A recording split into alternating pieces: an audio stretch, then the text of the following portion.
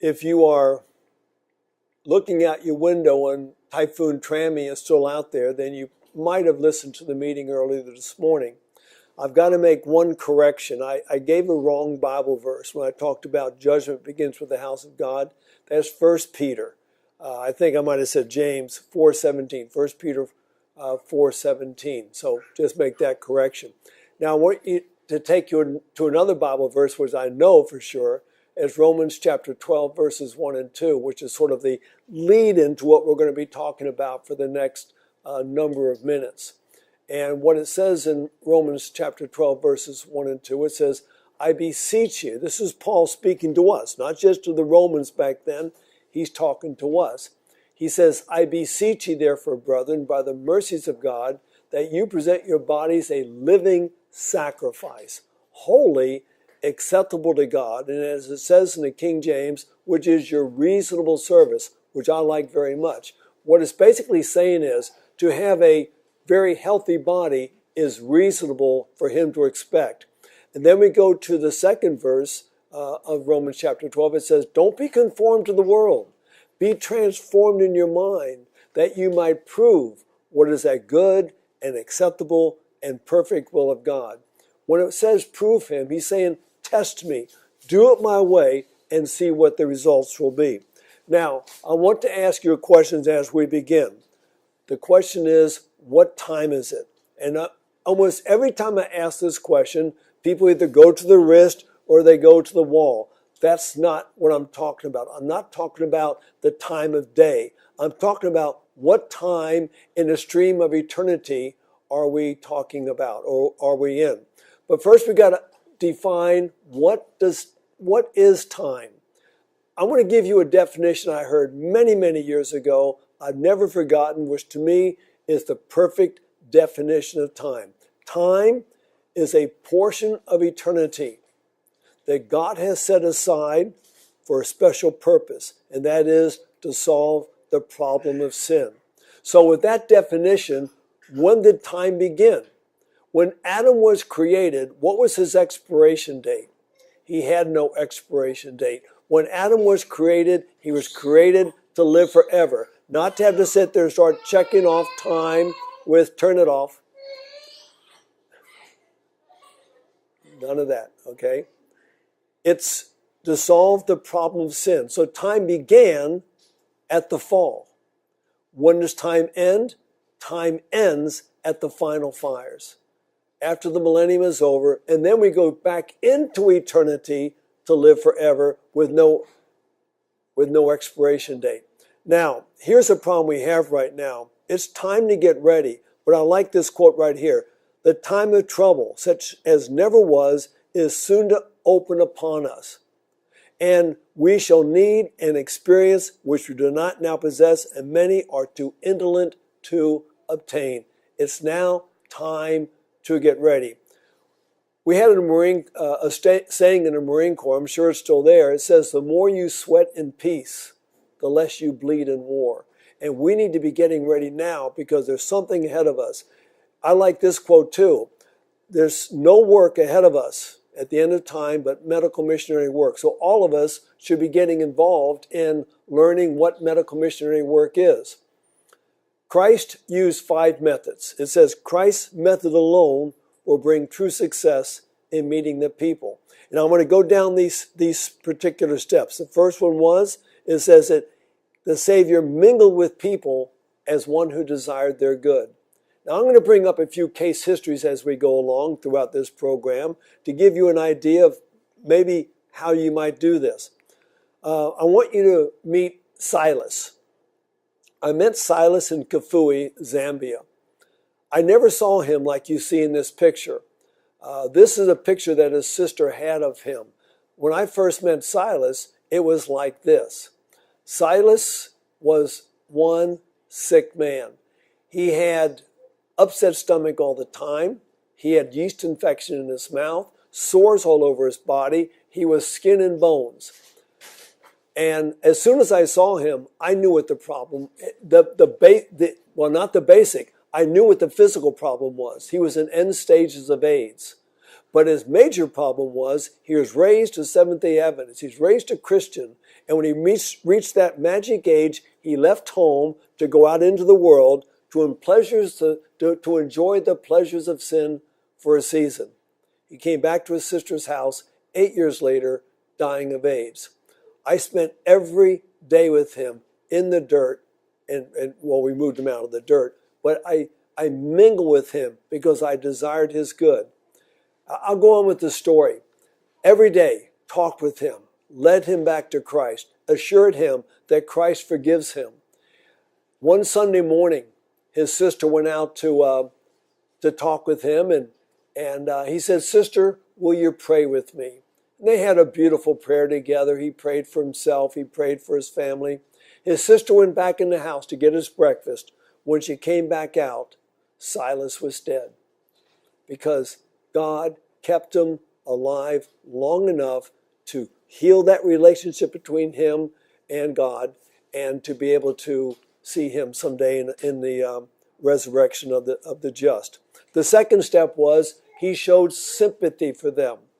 What's the best way to show sympathy? This is a very, very famous bridge in the United States. It's called the Golden Gate Bridge. Now, in the United States, every year, 40,000 people commit suicide. That's one every 13 minutes. And this particular bridge is very popular for suicides. Matter of fact, it is such a bad problem here, they have a policeman that walks back and forth across the bridge looking for jumpers.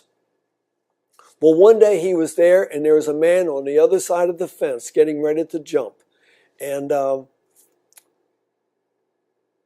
quite a while that policeman spent with that man. And he came back across. And after they got off the bridge, the policeman asked him a question. He says, "Why did you come back across?" The man's answer is astounding. He says, "You listened." To show sympathy, we listen to people. We just want to fill up the room with noise. People want to talk. And when someone wants to talk, let them talk and listen to them. Don't interrupt. Don't give your opinion. Just listen. The next step was he ministered to their needs. Once they've talked, you're going to find out what their real needs are. Now, sometimes it's not going to be through talking that you find out their needs. This is a young boy in the country of Namibia. He was the most active kid I've ever seen. He liked to show off for the foreigners. And one day, though, he wasn't doing so well. He was completely lethargic. His parents both died of AIDS. He was living with his grandparents in a compound down the road there in the Caprivi Strip of Namibia. And two of the students I'd taken with me to Zambia, to Africa, they went over to see him on Friday night. And he was so sick. They came back and said, "You've got to see him. Something's really wrong." The next day we went back. Now, there was a Romanian doctor there and a Romanian pastor at the same time. Here we are carrying this young boy. The Romanian doctor's carrying him back to where we were working. And the doctor examined him. And he was letting one of my students listen to the heart sounds and the breath sounds. And he's basically saying, "He's going to die and I can't do anything for him. I have no medications." Well, that's when God's remedies kick in. The guy had a very high fever. The little boy had a very high fever. So we gave him what's called a wet sheet pack. kept him in there for about 12 or 13 minutes until he had warmed up this cold, wet sheet around him. And then I took him outside and put him in a wash machine. Well, a Namibian wash machine. I put him in a basin of hot water, put a towel around him, and I kept dumping hot water on his body for 7 minutes. Why 7 minutes?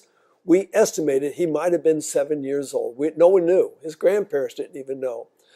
And so when I got done, I stood him up, and then I poured cold water all over his body. You can see he's not too happy with me. He was happy to get back to the Romanian doctor.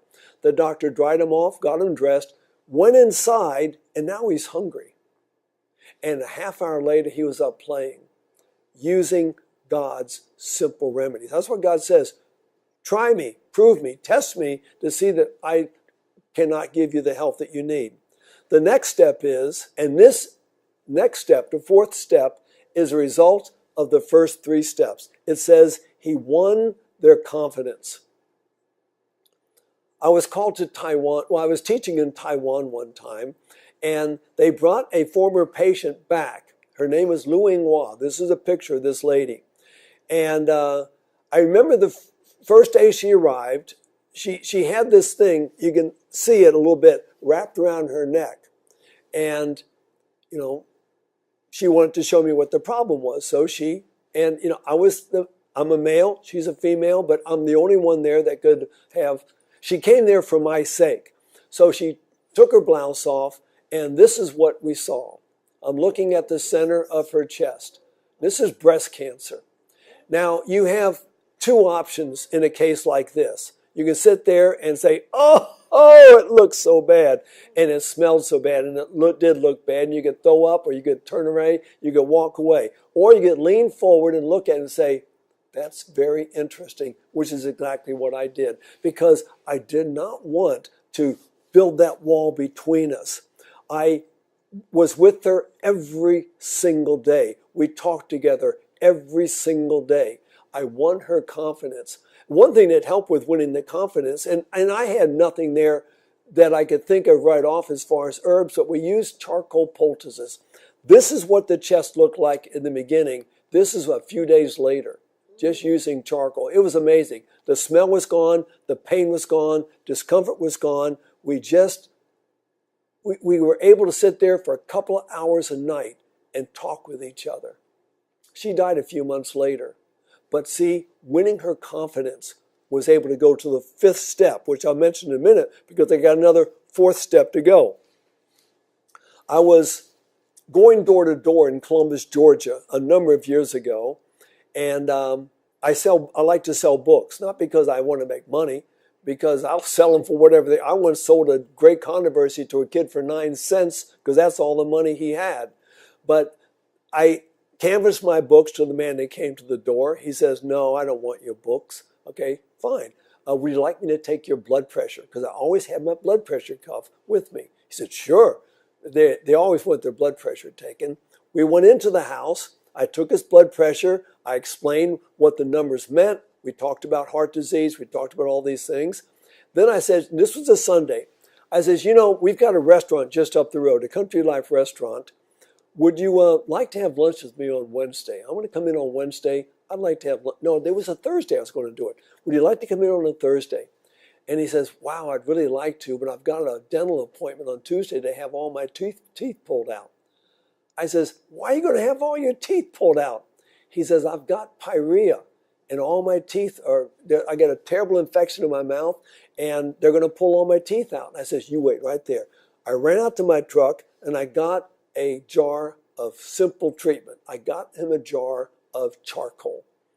And I says, he was a night custodian in a high school. So all night long, by himself, cleaning a high school. I says, when you get to work at night, you mix some charcoal with water, make a paste, and you stick that in your mouth. And you keep it there the whole night long. I know you're going to stop to eat, spit it out, eat your supper, and then put more charcoal in your mouth. When you go home in the morning, you put more charcoal in your mouth before you go to bed. He called me on Wednesday. He said, do you still want to have lunch on Thursday? And I says, well, how's your mouth feeling? He said, I canceled my dental appointment. He got well. Not completely well in those couple of days, but all the infection was pulled out by the charcoal, and his teeth got well. So you've got we up to 4 steps. First, Christ mingled with people. He showed sympathy. That means he listened. He ministered to their needs, He won their confidence. And then he went to the 5th step. It says, then he invited them to follow him. We do it backwards. We do a big evangelistic crusade, and we pass out flyers to come and lead them to Christ, but we haven't shown that we cared about them. You know, I like this saying, people don't care how much you know until they know how much you care. And when you minister to their bodies, when you make friends with them, and then you invite them, amazing things are going to happen. I was doing an event, there's an organization in America called OCI, Outpost Centers International. And they were doing a nationwide, a nationwide crusade, 50 crusades at the same time. And I was scheduled to go to one particular place, but just before we left, I received a phone call by one of the big shots. He says, look, we're moving you to another city because the mayor of that city does not want this to happen in his city. It's a solid Orthodox and Catholic city. They don't want Protestants in there. He says, what we want you to do when you get there, we want you to do 10 days of nothing but health talks. I said, okay, we got it. So I went in and started doing health talks. But I cannot disconnect health talks from spiritual talks. So I very early in the meetings started to mingle the two. And the mayor of this town, I make a habit, when I'm going to a big place and doing public meetings, I make an appointment with the head person, whether it's the mayor or whatever it is. And I kept telling the people, I want to meet with him. And he kept telling them, tell him I'm not ready. Tell him I'm sick. Well, his problem was his office where he met the people was right across from the door to where we were holding our meetings, the Civic Hall. And so he finally had to do it. So we went in. He says, yes, I can see him. So I went into him. I always carry a letter from the president of UT Pines thanking him, very official looking letter, and I bring a gift from America. For him, it was a stopwatch with an American eagle on the front, or not a stopwatch, a pocket watch. And then I told him what we were doing there and all these things. We became friends. Matter of fact, at one point, the Orthodox priest called him to complain because we were having evangelistic meetings. He hung up on him. Well, then the Orthodox priest came to his office. He physically threw him out of the office because we were ministering to the needs of his people, the real felt needs. And there's a very good church going on there right now in this particular city.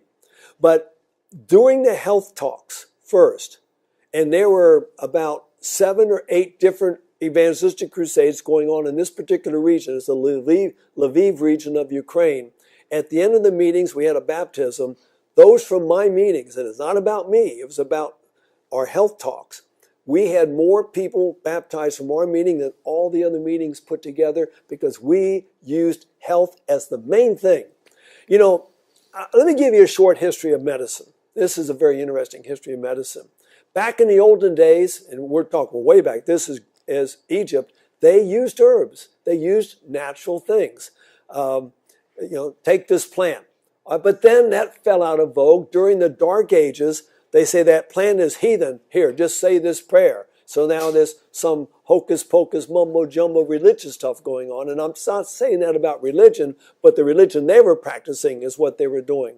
But around the mid-1800s, they say that prayer is superstitious. Here, drink this potion. And anyone who studied about what was going on in medicine back in those times, a lot of snake oil purveyors going around selling their basically alcohol. But that passed too, and so you get into the 1940s, it says that potion is snake oil. Here, swallow this pill. So now we started getting medications. Trouble is, which pills are going to be? Because so many pills started coming on the market. But then we got into another advent, and that was the advent of antibiotics. Hey, that pill's ineffective, take this antibiotic.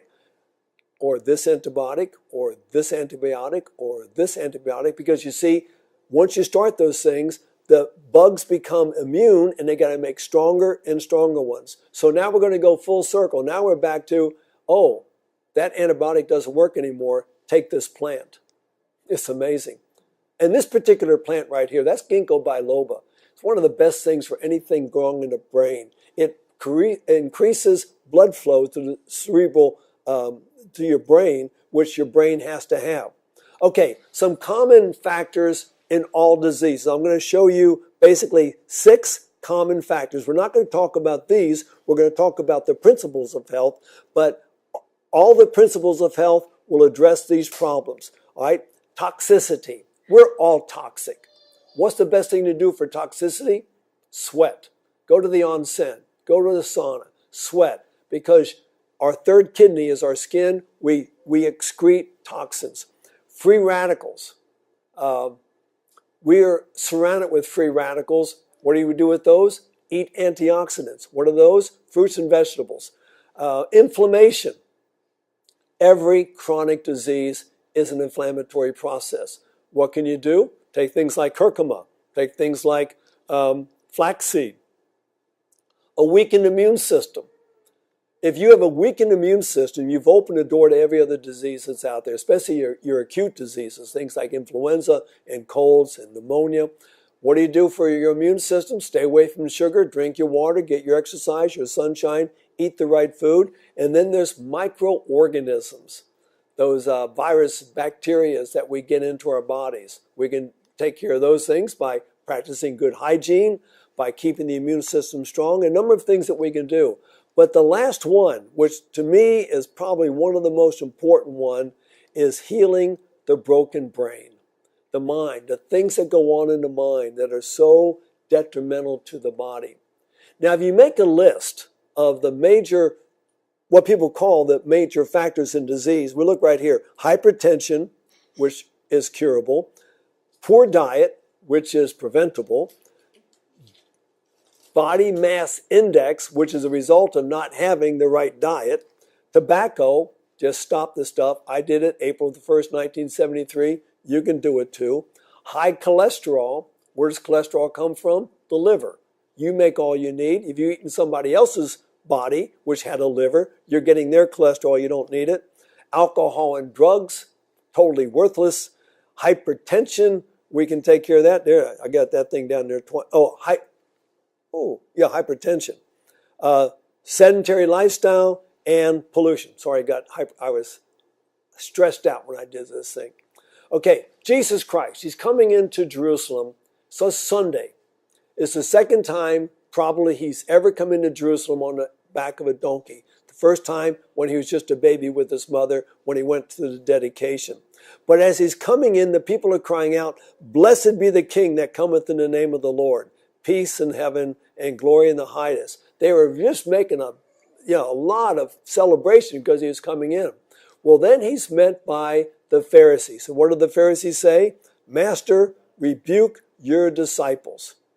What did he say when they said that? He says, "I tell you, if these should hold their peace, the stones would immediately cry out." I'm a Seventh-day Adventist. Our church has had a health message for a long time. When did we get the health message? We got the health message in 1863. Here's the crying shame. Most of us don't follow the health message. Matter of fact, I find it easier to talk to a bunch of atheists than it is sometimes to talk to Adventists about health, because we just somehow we get our backs up about it. But the stones are crying out. Here's a list of stones. Now, if you're not from America, you probably don't recognize these names. Joel Fuhrman, he wrote a great book on fasting. Dean Ornish, the guy's a brilliant man. Jeffrey Smith, he wrote the book Diet for New America. No, Jeffrey Smith, he's the one that wrote Seeds of Deception about genetically modified foods. John McDougall, brilliant man. Michael Clapper, Neil Bernard, Mark Robbins, he's the one that wrote A Diet for New America, New America. And Robbins, that's an interesting name. He was the son of the Baskin-Robbins empire. He was, I think, he sort of disinherited when he became a vegan. T. Colin Campbell and Dr. Esselstyn, they did this thing called Forks Over Knives. Michael Greger, and he's a great guy to listen to online. But the stones are crying out. Every one of these people have our health message. All over the city of London, back in the late 90s, there's this big billboard. It says, heart disease, the early signs.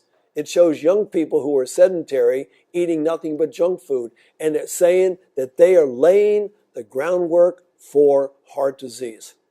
As I was traveling around in London, you go down in the tube, the subway, and you always find the newspaper. So one day I picked up one newspaper. Here's one of the articles. Vegging out is good for you. This is the stones crying out. Who's in the picture? Leonardo da Vinci, Albert Einstein, Brad Pitt, Bridget Bardot, and I don't know who the other clowns are. But basically, they're telling us that vegetarianism is good for you.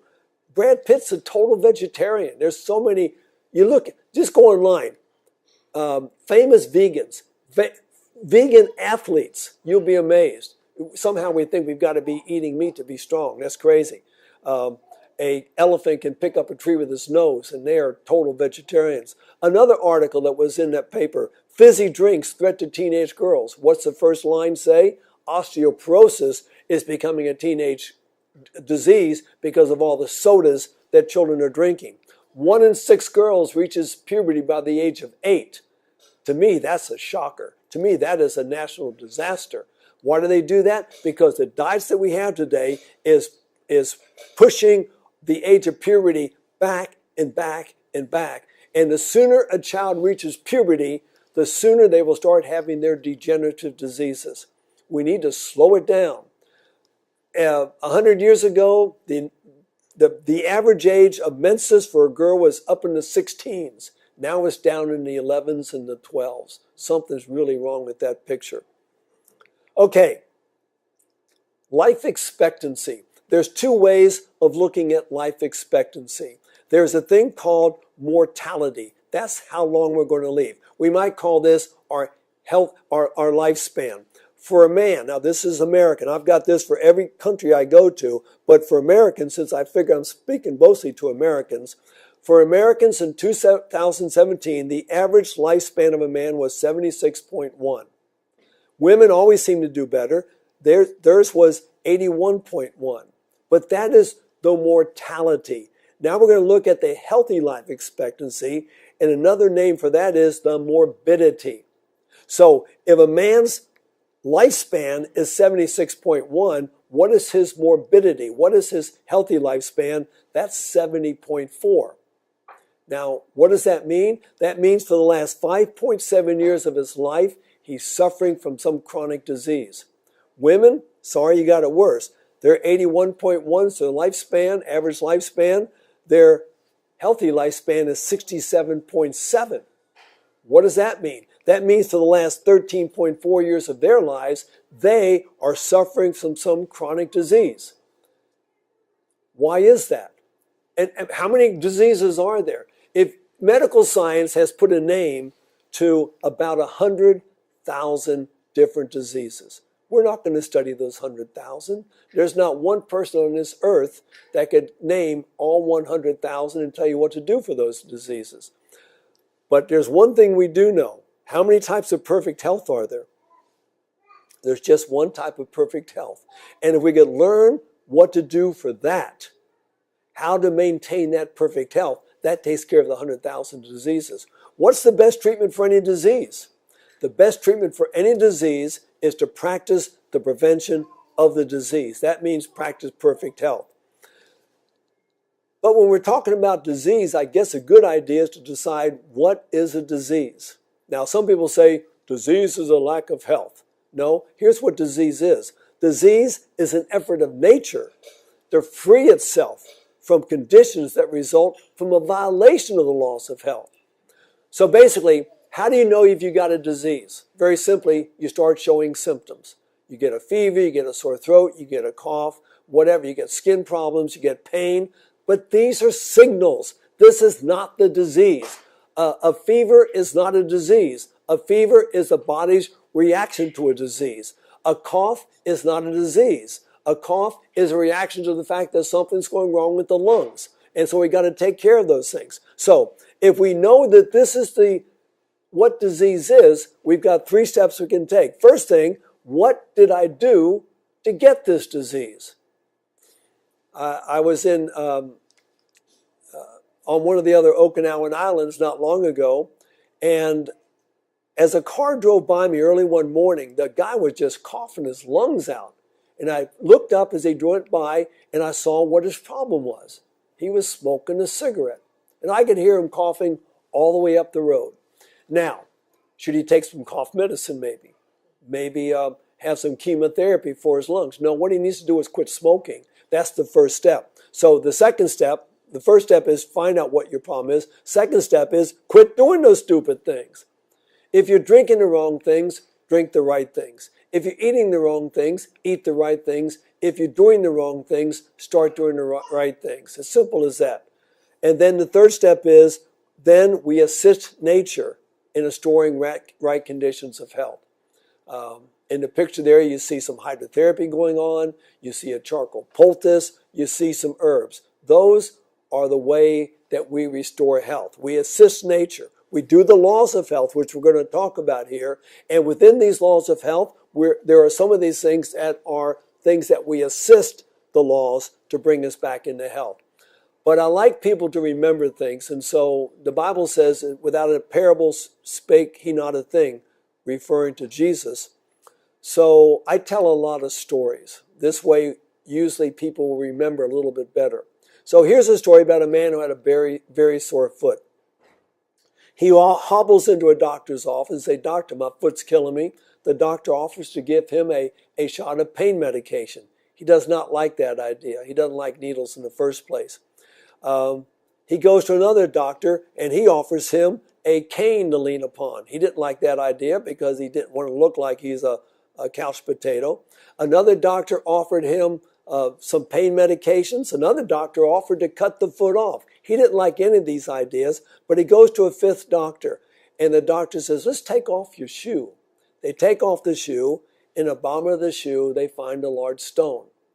Now we just found the cause. What should he do? Well, it's common sense. Remove the stone. You've removed the cause, and the cause is what caused the effect. Now the foot is fine.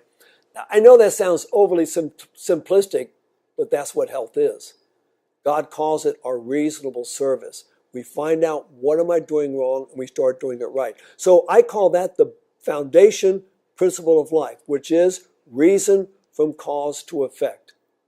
But our problem is we live in a different world. We call something healthcare. Oh, people go in there, we call it healthcare. It's not healthcare, it's patient care. We end up regulating people's symptoms, treating people's symptoms. Good examples, a headache. A person gets a headache. What do we do if we get a headache? Or do most people do if they get a headache? They take some type of a tablet. Is a headache caused by not enough medications in the body? No. Why do we do this? Here's the reason why. We have Babylonian minds. We do. Matter of fact, to me, the fourth angel's message in Revelation 18, Babylon has fallen, come out of her, my people. Not only is that coming out of the fallen churches, that is, we ourselves need to get our minds out of the Babylonian system and start practicing God's way of medicine. We had a woman come to UT Pines, it's been a few years ago. She was taking 32 medications a day. I call that very excessive. So one day I took a list of her problems, I took a list of her medications, and I went back to our library and I made a chart. So she had high blood pressure. And I saw the medication she was taking for the high blood pressure, so I wrote that down there. And then I went to a thing called the PDR, the Physician's Desk Reference. And I looked up the major side effects of that medication. And as I went down that list of side effects, I found that one of them made her tired all the time. Or one is, it makes you tired, so she was tired all the time. So what the good doctors do, they gave her medication for being tired all the time. Well, I looked up in the PDR what that does, and that one of the side effects was it might make you a little bit agitated. Well, the good doctors gave her medication for that. And I looked up in the PDR what that did. Well, that can make you nauseous. You see what was happening. Every symptom that she had was treated with a drug which had a side effect which caused another symptom. And that's what we were dealing with. In one day, at the end of that day, she went from 32 medications down to 4 medications. Some medications you can't just stop. But in 3 weeks, she was off of all medications and she was completely well. Because what we did is we modified her lifestyle. We changed her life. Well, she changed her life, but we told her how to do it, and we showed her how to do it, and we helped her with 3 weeks worth of it until she felt better. But many people just feel like they have to have drugs. If a person is diabetic, they're going to take a diabetic medication. But this is a very sobering study right here. The risk of getting diabetes goes up 48 to 71% with the use of cholesterol-lowering drugs. If someone's got heart problems, they're going to give them some type of a statin drug to lower their cholesterol. So they take that, and that's going to lead to the diabetes. All right, now they've got diabetes. What are they going to do for diabetes? They're going to take diabetes medication. What's that going to do? Diabetic medication will kill you faster than diabetes. Notice where the reference is. This is the New England Journal of Medicine. They're the ones saying this. In a 4-year study, aggressive blood sugar control with medication increased the risk of dying by 20%. Does that sound reasonable? God says it's our reasonable service to present our bodies a living sacrifice. We've got to get back to God's way. Okay, so we've got the foundational principle of health, reason from cause to effect. On top of this foundation, we have 3 golden pillars. If you just remember these basic things to start with, reason from cause to effect, and the 3 golden pillars, and what's on top of the pillars, you'll be doing better. Okay, the first golden pillar. This is basic, foundational, fundamental. It is the life is in the blood. If you have good blood, you've got good life. Now, where does our blood come from? Well, basically it comes from the foods that we put into it. If we're putting the wrong foods into it, we got bad blood. If we put good things into it, we've got good blood. So another way of putting this whole thought here is what we put into our bodies. That's what's going to form our bloods. We're eating good food, we've got good blood. Bad food, bad blood, as simple as that. Now we go to the second golden pillar. This is perfect health requires a perfect circulation. You can have the best blood in the world, but if it's not circulating, you're not going to have good health. Another way of stating this law is what we do with our bodies. Let me give you some simple ways that we can have good circulation. One is exercise. We've got to move these bodies. If you can't exercise, there's a thing called passive exercise. What's that? That's massage. A massage is moving your blood nicely too. The thermal and physical effects of water, hypothermia, is a good way to increase your circulation. We can do a thing called derivation and fluxion with hot and cold treatments. Wonderful things. Sunshine will cause vasodilation. It causes our blood vessels to expand, which is going to lower our blood pressure. It's going to increase our circulation. Lowering blood viscosity. That means drinking water is very good for our circulation. So we can sit there and get perfect circulation by simple lifestyle modifications. The third one is, to me, the most important one. It is our attitude about life. Very, very important. That's biblical also. The Bible says a merry heart does good like a medicine. The woman sitting there in the front row in the lavender top, that's her 90th birthday. Those are her great-grandchildren surrounding her, some of them. That's my mother. I've never seen her unhappy. Rarely ever seen that woman unhappy. She's just a happy person. She's 95 now and still chugging along. Okay, so we got the foundation. We've got the 3 golden pillars. On top of the pillars, we have what people call the 8 laws of health. I do not call it the 8 laws of health. I call it the 15 laws of health. So I want to go down the laws of health. This is just very brief. When I teach this thing in the States, I teach 3.5 hours a day for 2.5 weeks to try to get these laws of health in there. We're going to do that in a little length of this little program right here. So we got nutrition. And this is the hardest one to talk about. If you've ever owned a dog and you're feeding your dog and you start to pull the dish away before it's done, he's not going to be a happy little dog. Humans are the same way. You start talking about food, they're going to get all up in arms with you about their food. But food is so vitally important. Nutrition is so vitally important to our lifespans. On the internet, look up a man by the name of Thomas Parr, P-A-R-R. I'm going to tell you the story right now, but you can read about it. He was born in 1483. He died in 1635. He was a farmer. This was in England back in feudal days. He lived during the reigns of 10 kings and queens. One was King Henry VII, King Henry VIII. He had many kings and queens during his lifespan. The last one was King Charles I. His reign was 1600 or his lifespan 1600 to 1649. Didn't live very long, did he? Thomas Parr had been a farmer his whole life. That was one of the secrets to his longevity: active, physical, outdoor labor. Another thing I think that really helped him live a long time, when he got married for the first time, he was 80 years old. So basically he had 80 stress-free years before he got that married life, which, he still had a lot of years. Matter of fact, she died. He got married a second time, I think, at 110.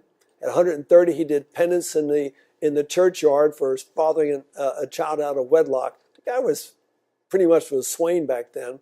But anyway, the Lord upon whose land he lived took him to Buckingham Palace to meet the king. I mean, the guy's 153 years old, doing great. And so he goes in, and Charles I loves the guy. He told the best stories. He had a great memory. And Charles says, move into the castle with me. You don't have to work anymore. I'll feed you. I'll house you. I'll clothe you. I just want to listen to you. The guy says, great, I can finally quit working. So he did. So for 153 years, the guy led a very labor-intensive, eating simple farm food life. Moves in with the king. 2 weeks later, he's dead. 2 weeks on the king's diet. They did an autopsy on his body. They found the organs of a young man completely inflamed by the diet he was eating for just 2 weeks. Diet's pretty important. They did a study, 260 elderly people between 65 and 90 years of age. They had them make 6 changes in their lifestyles. 1, eat less fat. Now, these are all dealing with that, but eat less fat. Just talk about things like oil on your salad. Less saturated fat. Oops, I poked it too soon. Less saturated fat. That's going to be your hardened fats. And less cholesterol. That's animal fats. So they get rid of those things. Next thing, more carbohydrates, more fiber, more vitamins and minerals. That's all they did. What was the result after a very short period of time? Improved general health and cognitive function. They were thinking better. Their minds were stronger from eating a plant-based, whole food diet, staying away from the fats. Old age is not a disease. Old age is what we allow to happen to us because we start thinking that old age is a disease. We start living like old people. We're not to do that. Which sort of leads us into the next step, the next law, which is exercise. How important is exercise? An interesting study. A sedentary non-smoker has the same health risks as an active pack-a-day smoker. That's pretty astounding right there. We know that smoking is bad. Well, now it's saying that people who are sedentary are in the same boat. As a matter of fact, those who spend the most time sitting have the highest incidence of colon cancer and prostate cancer if they're a male. We've got to move the body. What else is exercise good for? We don't even think about this, but aerobic exercise is 2 to 3 times as effective as any known brain training exercise. You want a stronger brain? Aerobic exercise. What's aerobic exercise? Exercise that gets your heart and lung involved in the process. And that will do it. A lot of people spend a lot of time sitting. Another great study that came out not long ago is found in the Journal of Preventive Medicine. Sitting for more than 3 hours per day is responsible for 3.8% of all deaths in the world every year. That's looking at 433,000 people every year dying just because they're sitting more than 3 hours. We need to get up and move these bodies. But even beyond that, inactivity is an independent risk factor in heart disease. What does it mean, independent factor? Now you look at this picture, you can say, yep, that lady's a candidate for heart disease. According to the study, so is this lady. That means you can do everything else right, but if you are not active, you have risk factors for heart disease. We have to learn how to get out and move our bodies. Next law, water. How important is water? Well, basically the human body is about 70% water. Our blood plasma, that's around 93% water. Now, I'm going to just go down a few things here. Just think, okay, what happens if I'm not drinking enough water? What happens to the blood? It becomes more viscous. It becomes thicker. You do not want thick blood. All right, our brain. How much of our brain is water? 85% water. So now, if you're not drinking enough water, what's happening to the brain? When you become dehydrated, your brain sends signals. When your body sends signals. When your brain becomes dehydrated, what signals is it going to send? Pain. We call that a headache. What do? We take an aspirin. Our muscles, 75% water. If you've ever been an endurance athlete, I used to run marathons. You do not run the marathon without stopping, or you don't stop. You grab the cups off the tables and drink your water. You will not finish if you do not do this. You've got to drink water. Water increases your endurance by 80%. That's pretty amazing. 80%. Our bones, they're 20 to 25% water. Our teeth, they're 10% water. If we don't drink enough water, we're going to have dental decay. As a matter of fact, it's interesting. Look at some pictures of people who are on methamphetamines. Methamphetamines, one of the things it does, it dries up the mucous membranes. Look at the teeth, just go online, teeth of methamphetamine addicts. You'll find their teeth are just rotten out of their heads. Okay, when we're not drinking enough water, the body sends signals. These are basically signs of dehydration. The first sign of dehydration, and most people, matter of fact, 80% of people are chronically dehydrated. The first sign of dehydration is thirst. If you feel thirsty, which I do right now, if you feel thirsty, you better be drinking some water because you're already dehydrated. But here's the problem. Many people in the evening time, 8, 9 o'clock at night, they start feeling hungry because their brain misread the message. The message is, I'm thirsty, but you think you're hungry, so you eat more food, which is not a good thing to do. Headache is a sign of dehydration. If you know somebody with a headache, here's a recommendation. Have them drink a glass of water every 10 minutes for an hour. It gets rid of almost every headache. Bad breath is another sign of dehydration because the mucous membranes are drying up. You're producing more bacteria in the mouth. It's going to give you some real problems. Another sign of dehydration is constipation, which has its own long list of problems. And I've got a long list of results of dehydration. I'm just giving you a smattering right here to let you realize you got to drink water. You should never feel thirsty. The trouble is, now here's another problem. Our body, let's say our body's water level is 70%. If you persistently say, I don't want water, I don't want to drink water, your body will turn that set point down. What's the set point? If you have an air conditioner on, you set it at a certain point. That's going to be your set point. I set my temperature at 22. That's where it's at. That's where it's going to stay. Our body's set at 70%. If we persistently do not drink water, the body will automatically set that thing down. which means now that's called chronic dehydration. Because every time you start drinking more water, right out the loo, right down the tubes, because you're saying, uh-oh, it's over 67, get rid of it. And that 3% is chronic dehydration. It can drop to 5% and even more. There is a doctor named Dr. Batman-Geldy. He wrote a book called The Body's Many Cries for Water. It's the most amazing book you'll ever read about water. I recommend you find it. Dr. Batman-Geldy, Batman-Geldi. He's an amazing guy. Or just go on Amazon, The Body's Many Cries for Water. Just make sure it's by Dr. Batman-Geldy. I think it's another book similar named. He's dead now, so they're probably already plagiarizing his names. All right, another law of health is sunshine. Now, here's the problem. We have been made to be afraid of the sunshine. But we find that it prevents and even treats 16 different types of cancers. So, yeah, you can get cancer from the sun. The cancer, the main one we're thinking about, would be skin cancer. We'll mention that in a moment.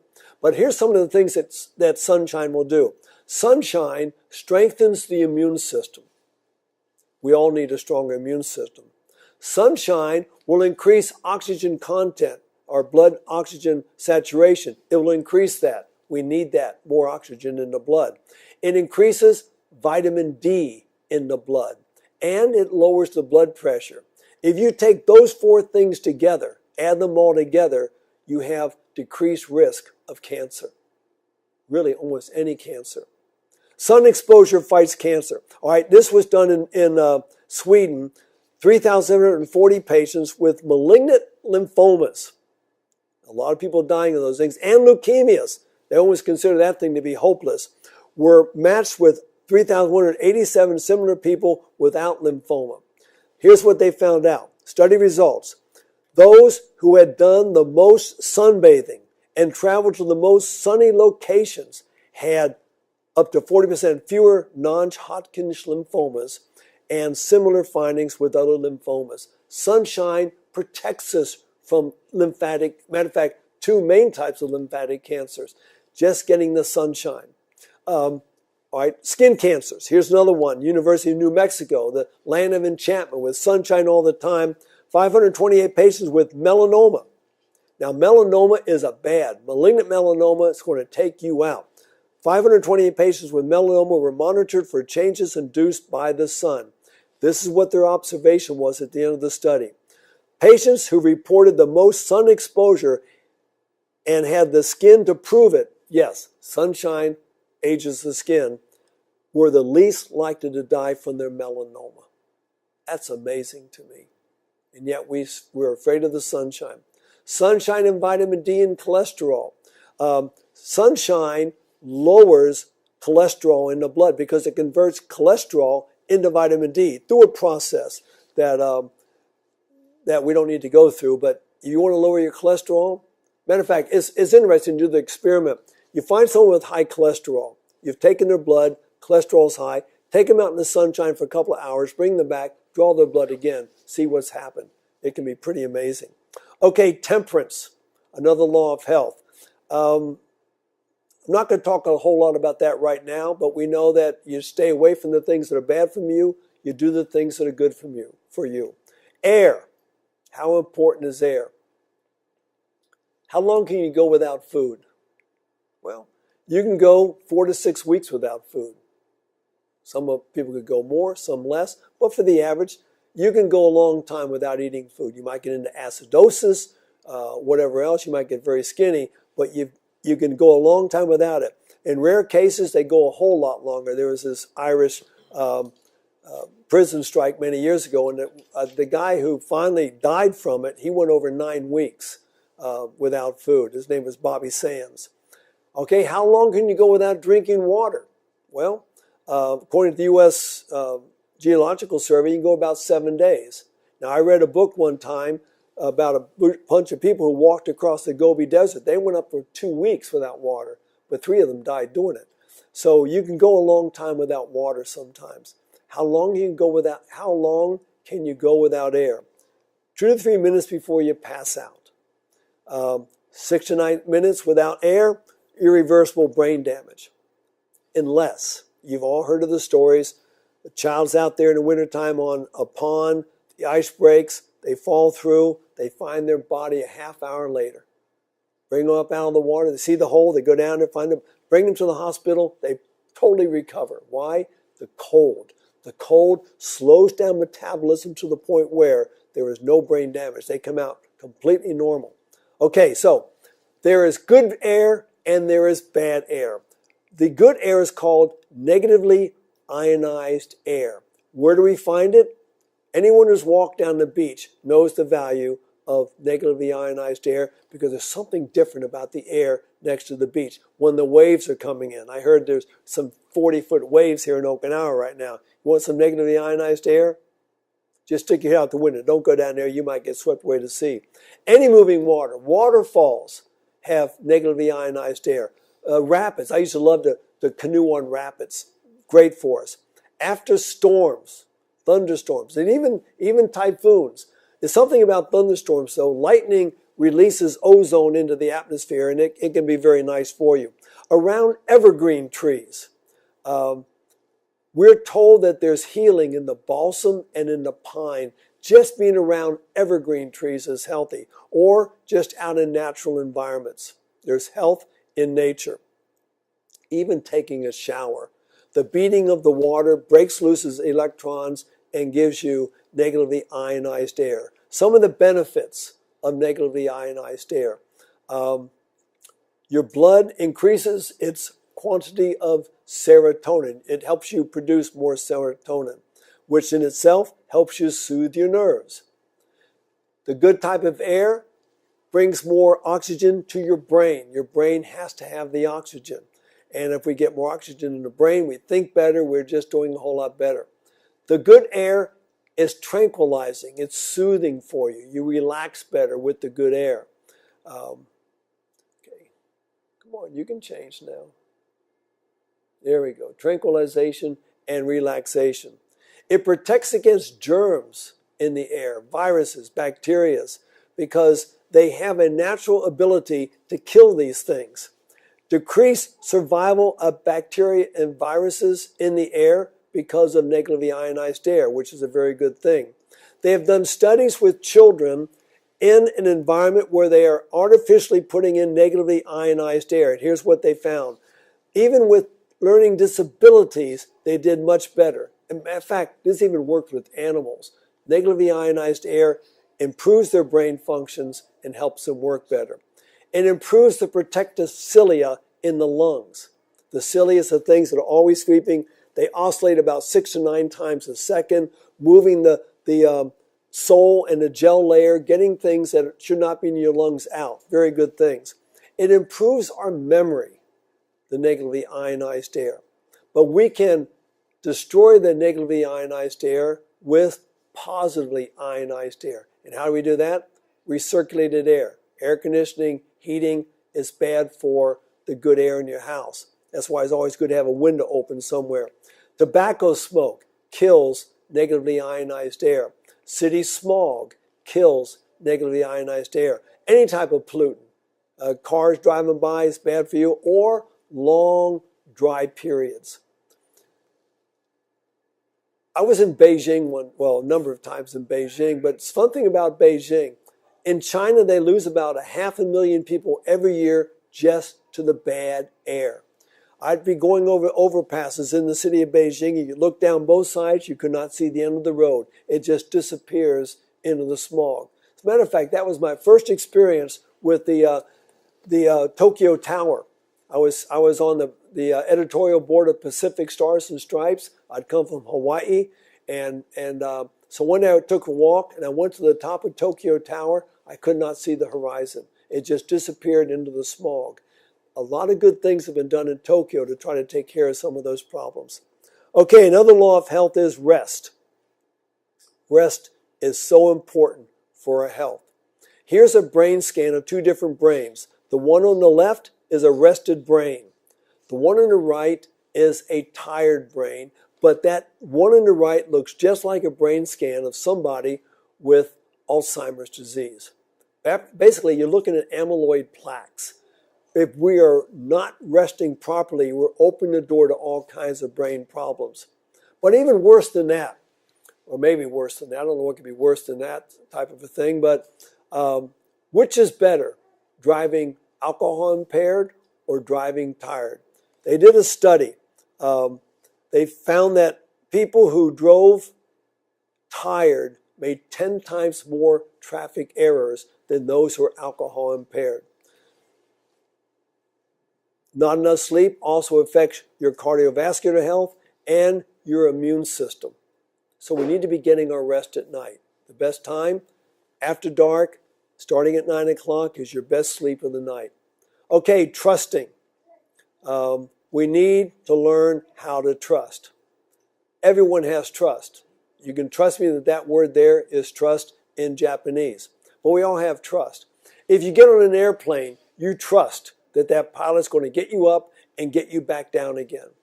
If you live in Japan and you go to a restaurant and you order fugu, you trust that that cook knows how to prepare fugu, because if it's not prepared right, you're going to be dead before you leave the restaurant. You trust your doctors. Anything they say to do, you're going to do. And when you sit in a chair, you're showing faith because you have no idea whether that chair is going to hold you up. You just plop your body right on down and it holds you up. We all exercise faith. I recommend we base our faith on something stronger than that. I base my faith on God's Word. Now, there's an interesting study that they did, the frequency of attendance at religious services. Doesn't matter what denomination it was. This study wasn't looking at what church you go to. It's just going to church. Here's what they found. The people who were going to church had lower levels of high blood pressure. It prevented several types of cancers for these people, and they had less physical disability and less death from all causes. That's just from attending church on a regular basis. When a person's sick, they're in a hospital, intensive care. This is an interesting study that came out recently. In less than 20% of the family meetings in the intensive care unit, does the doctor or other healthcare providers address their spirituality. That's what the study's saying, less than 20% of the time. Well, maybe we think that everyone's so secular that they don't want to hear about it. Now, here's what the study goes on to find out. Studies have shown that up to 90% of patients want their healthcare professionals to address their religious and their spiritual needs. It must be addressed. I say I trust in the Word of God. I like to take walks early in the morning. So I was taking a walk early one morning down a country road down in Alabama. And as I was walking, I heard some noise off to my right. And I looked over, and what did I see? I saw a Rottweiler. He wasn't standing still. He was running. And as I looked at that Rottweiler, I looked into his eyes, and I understood what that Rottweiler was thinking. He was thinking, here comes breakfast, and I'm going out to meet it. So as soon as that happens, when I saw that Rottweiler, something happens in any human's body. Basically, your adrenals put out adrenaline. It causes your eyes to dilate, your respiration to increase, your heart rate to increase. It causes your blood to go to your muscles, your hair to stand on end, your blood pressure to go up, and it causes your body to produce more coagulants, so when that dog tears your arm off, you won't bleed to death. Now, we have a name for this. This is called the fight or flight mechanism of the body. You see the problem, you can either go out and fight the problem, or you go out and run from the problem. Either one of those things. Well, here comes the dog. He's too close to me to do anything about. I can't run, I can't fight, but there's a Bible verse in the Bible, and I'm afraid the next slide is going to be in Japanese, but trust me what it says. I paraphrase it. You can turn in your own Bibles to Exodus 11, verse 7. It says, an Egyptian dog shall not wag his tongue against an Israelite. And I just stopped. I faced the dog, held up my hand, and I paraphrased that verse, and the dog stopped right there as if he had a muzzle on, and he hit a fence. He could not take one more step because there's power in God's Word. That's Exodus 11, verse 7. You ever get a problem with the dog? Tell the dog about that verse. Alzheimer's patients. It's a bad disease. Here's what they found. If a Alzheimer's patient, would meditate 12 minutes a day, and this was about an 8-week program, they found significant improvement in their memory. But now and this is in the Journal for Alzheimer's Disease. What is meditation? There's various definitions of meditation. We're not talking about Eastern meditation where you empty your mind of everything and let the devil put anything he wants into your mind. No, the meditation is studying, thinking about God's Word. That's what we recommend. Matter of fact, in the book of Psalms, 71 times, there's an interesting word. You look at this Bible verse. You have given him his heart's desire and have not withheld the request of his lips. Selah. What does Selah mean? It means pause and meditate upon this. There's some value. My recommendation is, and I haven't done it myself, go through all 71 verses and find out why God said for that verse, pause and meditate upon this. There's something, he said, I got something special in here for you. Let's spend some time looking for that special thing. Okay, the next law of health.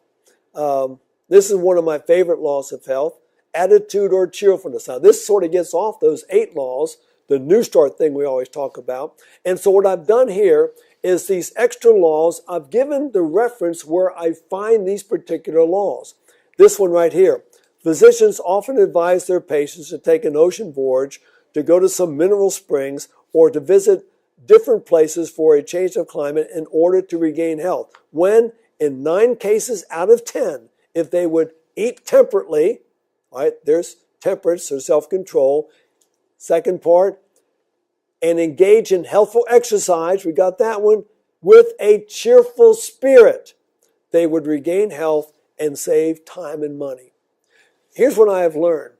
If some people for exercise, they get on an exercise bike. They sit there in the room and just pedal, pedal, pedal. That drives me crazy. I could not do that. And basically, if I didn't like it, it wouldn't be doing much good.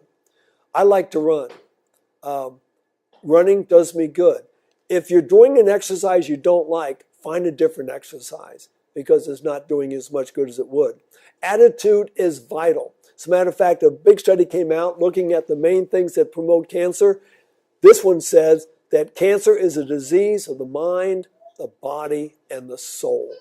So it's not just in the body, it's also in the mind. Matter of fact, here's another interesting study. Happiness may be a more important health factor than not smoking. Another way of putting that is a unhappy health reformer may have the same health risk as a happy smoker. My recommendation, be a happy non-smoker. Works every time. But, happiness is a choice. We wake up in the morning sometimes, and for some reason, we're just not going to be happy. It's going to be a grumpy day, and we're going to feel grumpy, and we're going to make everyone else, if we can, just as grumpy as we are. At that point, we got a choice. We can either stay like this the whole livelong day, or we can change our attitude. And that's what we need to do. But some people say, yeah, but life is unfair. Just things aren't fair for me. Well, yeah, that's true. Life is not fair for everybody. But it's not fair for Nick Vujicic. But look what he says. I love living life. I am happy. Was life fair to him? In one sense, no. He was born with no arms and no legs. But he's a happy man. It's a choice he made. Another interesting study, various studies on this one, there was a group of people taking a study to see how much calcium the body needed. Every day they were fed 1,500 milligrams of calcium.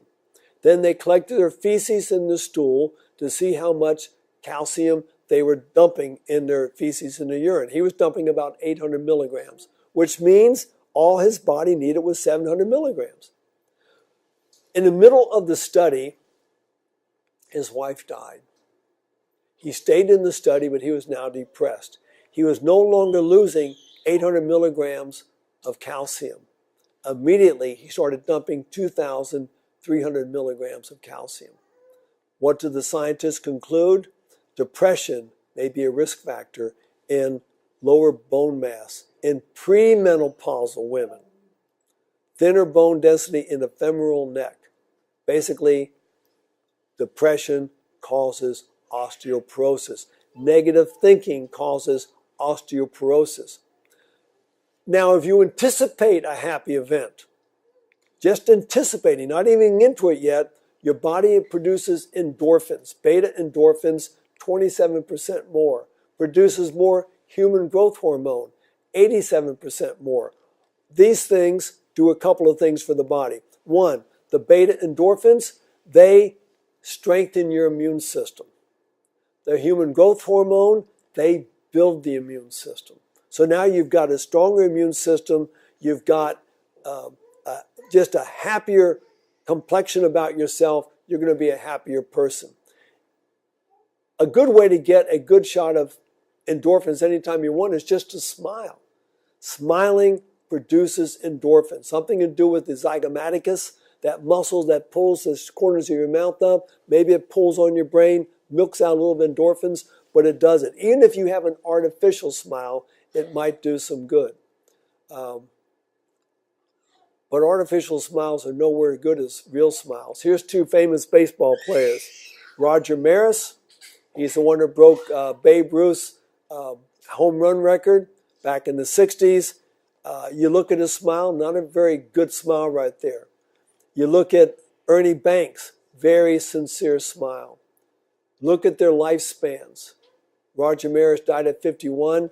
Ernie Banks, I think it was 86 or 87. Because, what they're saying is, it's the reflection upon what's going on inside your mind. This was Ernie Banks' philosophy. He says, you have to generate happiness within yourself. If you can't be happy over here, you won't be happy anywhere. And how many people get in a marriage, they feel unhappy, they're going to divorce that one and go marry some other fool, because a fool's going to marry him, because they're going to take the same baggage into that one, and until they change themselves, nothing's going to change.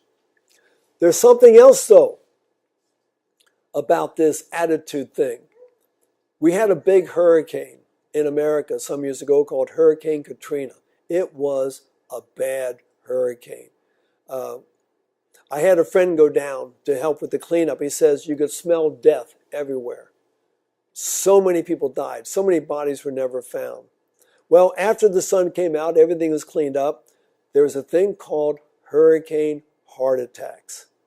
For the year following Katrina, there were 3 times more heart attacks in the New Orleans, in that whole area where that hurricane had gone through. Why? Well, Luke talked about it. Luke, I think the 23rd chapter, he says, men's hearts failing them for fear, looking upon things coming upon them. When we have these negative emotions inside, it causes damage. How long do we have to hold those negative emotions? They did a study. If a man is mad for 5 minutes, hard to stay mad for just 5 minutes, it weakens his immune system for 6 hours. 5 minutes. If a person feels positive, if the person feels appreciated for just 5 minutes, it builds their immune system, strengthens their immune system for the same 6 hours. My recommendation is, let's be happy campers. Let's strengthen those immune systems by happiness and strengthen other people's by appreciating them, putting your arm around them. I told this story. I've told this story a number of times. I was going to a church in Auburn, Opelika, Auburn, where University is in Alabama, and we would be in church all morning. Then in the afternoon, we'd go out and we'd do Bible studies. And then one evening, we decided, let's have a program, bring your Bible studies in, and we'll have a musical program or a talent program. So we did that. Some people played the piano, instruments, sang. I read some poems I wrote. It was really a great day. I was sitting next to a guy, and he was going to sing. So it's his turn. He gets up and he walks up front. He was all ready to sing, and he starts off key. So the piano got him back on key, and he was off key again in the other direction. And it was bad. I mean, he forgot his words. He loses his place. He got so flustered. It was a pitiful job. So he gets done. He walks back, and he slinks past me, and he walks past me down the pew because he knew I didn't want to sit next to him because he embarrassed all of us. He sits down, and so I scoot over, and I put my arm around him, and I give him a hug. He told me when I did that, all the embarrassment went away. He said that all that shame went away because he knew that somebody cared. Put your arm around somebody. Give them a squeeze every once in a while. It's amazing what it can do for them, and it might do something good for you. Okay, another law of health that we've been we don't think about is regularity. How important is regularity? Where do I get this law from? Here in the book, Child Guidance. The importance of regularity in the time for eating and sleeping should not be overlooked. We should have a time to eat and a time to sleep every day. How important is that? Well, that goes along with the biological code that we have. Our body works on a circadian rhythm. If we're on the rhythm, everything is going to be scheduled and everything's going to go off like it's supposed to. Let's look at basically the circadian rhythm. Circa means about, diem means a day, about a day. So 24 hours, that's what we usually work on.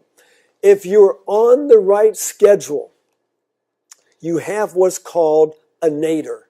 A nadir is the lowest ebb of your day. Your heart rate's the slowest, blood pressure's the lowest, your respiration's the slowest, your metabolism's the slowest, your temperature's the slowest. That's usually about 2 o'clock in the morning when you should be sleeping. All right? So if we get the nadir at the right time, then we're going to have a thing called the zenith. That's sort of mid to late morning when you are on top of it. You're ready to go. You've been well rested, you've had a nice breakfast a while ago, and you are thinking clearly. And then if we go to bed at 9 o'clock at night, that's when we start producing these very important brain hormones like melanin, melatonin, epithylamine, many different serotonin. These things are produced while we are asleep before midnight. So the more before midnight, the better. But now here's our problem in our society. We take the bedtime and we move it later. I ask people, most people, what time do you go to bed? 11 to midnight. 11 o'clock to midnight is when they go to bed. What happens when that happens to the nadir? The nadir has to move. And so does the zenith. Now the nadir is in the middle of the morning. And so people in the middle of the morning, they start to bag out. So they got to have a cup of coffee. They got to have some type of a refined carbohydrate, some type of a sweet to pick them back up to get them through the day. And then at 6 o'clock at night, when we should be starting to pack it away for bedtime, that's when we're at the top of the game. And we're going to stay up to midnight because we can't sleep. Some people say, but I can't go to sleep at 9 o'clock. Here's what you do. Tomorrow morning, get up at 5. Try to go to bed at 9. If it doesn't work, take no naps during the day. That night, go to bed at, the next morning, get up at 4. No naps during the day. Go to bed at night at 9 o'clock. If you can't sleep, get up the next morning at 3 o'clock. No naps during the day. One of these days, you will be tired at 9 o'clock. Guaranteed, it's going to happen. In countries that have daylight savings time, in the springtime, we set our watches up 1 hour, which means we just lost an hour of sleep. A large study that was done dealing with, and this was found in the New England Journal of Medicine, dealing with that loss of that 1 hour. The day after we spring forward, there are 8% more fatal automobile accidents on the highways. 8%. That's a huge amount. In the fall, when we set our watches back, which means we get an extra hour of sleep, the next day, 8% fewer fatal automobile accidents. We need to be regular. We need to get our rest. And that one day, those 2 days a year, those are rhythm off. I travel a lot. When I flew from America to Japan, I lost 11 hours. But here's what you do. When you're if you ever get in jet lag, and some of you will, here's what you do.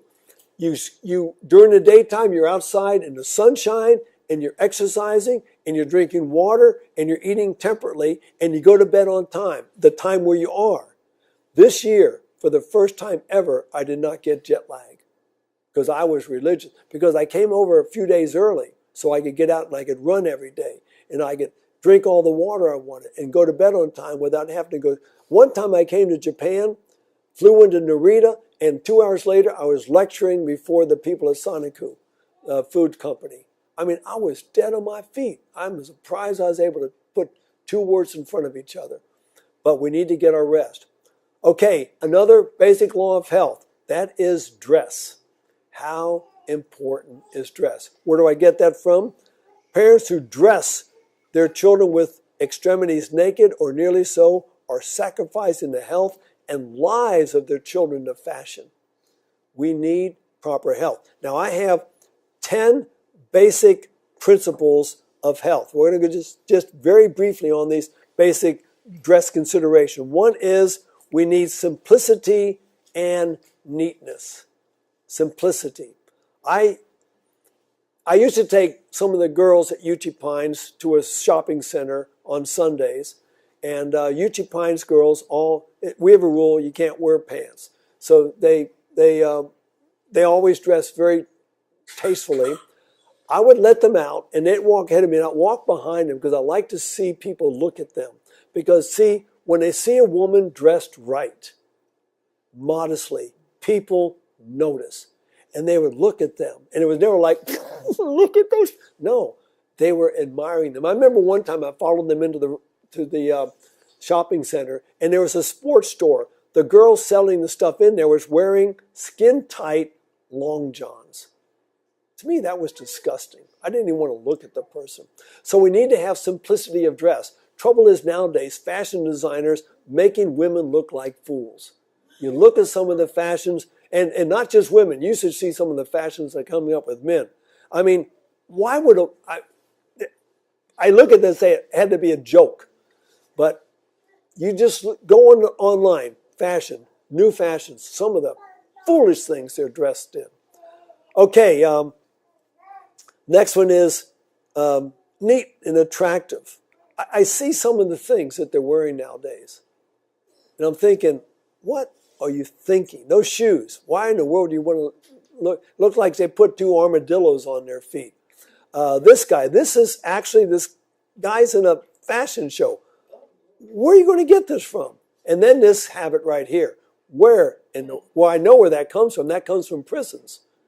When they hike your trousers down like that, it means I'm available. Maybe they don't know this. I don't know what the deal is. Okay, our clothes should be in tasteful color. I don't find anything attractive in a man wearing pink trousers and a blue coat. To me, it's just sending the wrong message. Our clothes need to be durable. I went to a store one time to get a new pair of jeans. They all looked like this. And they were more expensive because they had holes in them. Our clothes should be durable clothes that stick around. Our clothes should be age appropriate. Now, it's okay for children to play dress up. That's what children do. But adults should not dress down. Wearing your hat backwards is what kids do. If you ever go to Harajuku in Tokyo, you're going to see a lot of these goths and these girls dressed like little girls. And these are grown women. Healthy. When I'm in Eastern Europe, this is the main thing in Eastern Europe, the shoes that they wear, they look like weapons. And they come to me and they say, oh, my feet hurt. And I look at their feet and I say, well, of course they hurt. I've got the perfect solution. I grab their shoes and throw them out the window. No, I really don't do that, but that's what they needed to do. You know, back in the time of China when they used to bind the women's feet, that's a woman's bound foot. It would completely destroy their feet. And women are binding their feet in these very tight shoes. Our clothes need to be modest. Now, normally when we think about modesty, we're poking the finger at women. Men can be just as immodest in their clothing. When they wear these skinny jeans they have now. If you want to wear something, unmodest, modest, wear something that doesn't show your form. I was going upstairs one time at Uchee Pines, one of our leading brethren were behind me, and he says, Don, your jeans are a little bit tight. And they were. That's not the way we should do these things. Now, there are times when our dress can not worry about modesty too much. In China, you would see things like this. They just got a bomb bay there that child's got to go to the bathroom. It sure saves money on Pampers. we don't want the adults doing stuff like this. Okay, the last one is gender specificity. Our problem in our society is you cannot tell which is the man and which is the women. Women are trying to dress as much as they can like the man as possible. But the trouble is, in this goofy, sick society we are, now it's going the other way too. Men are trying to dress like women. And we're sick. Our whole society is sick. Here's a statement for you. A person's character is judged by his style of dress. A refined taste, a cultivated mind will be revealed in the choice of simple and appropriate attire.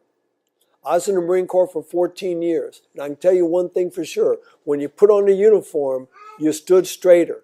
You walked different. You didn't put your hands in your pocket. You didn't chew gum. You didn't smoke cigarettes. You didn't carry an umbrella. You had rules that you followed, and it wasn't some restrictive things. You were representing 240 years of Marines that went before you. It was something that made you proud, and you wanted to do anything you could not to degrade the Marine Corps. We are Christians. We should dress like we do not degrade Christ. Okay, herbs. I love herbs. After the entrance of sin, all right, I usually ask the question, where's the tree of life? Where's the Garden of Eden?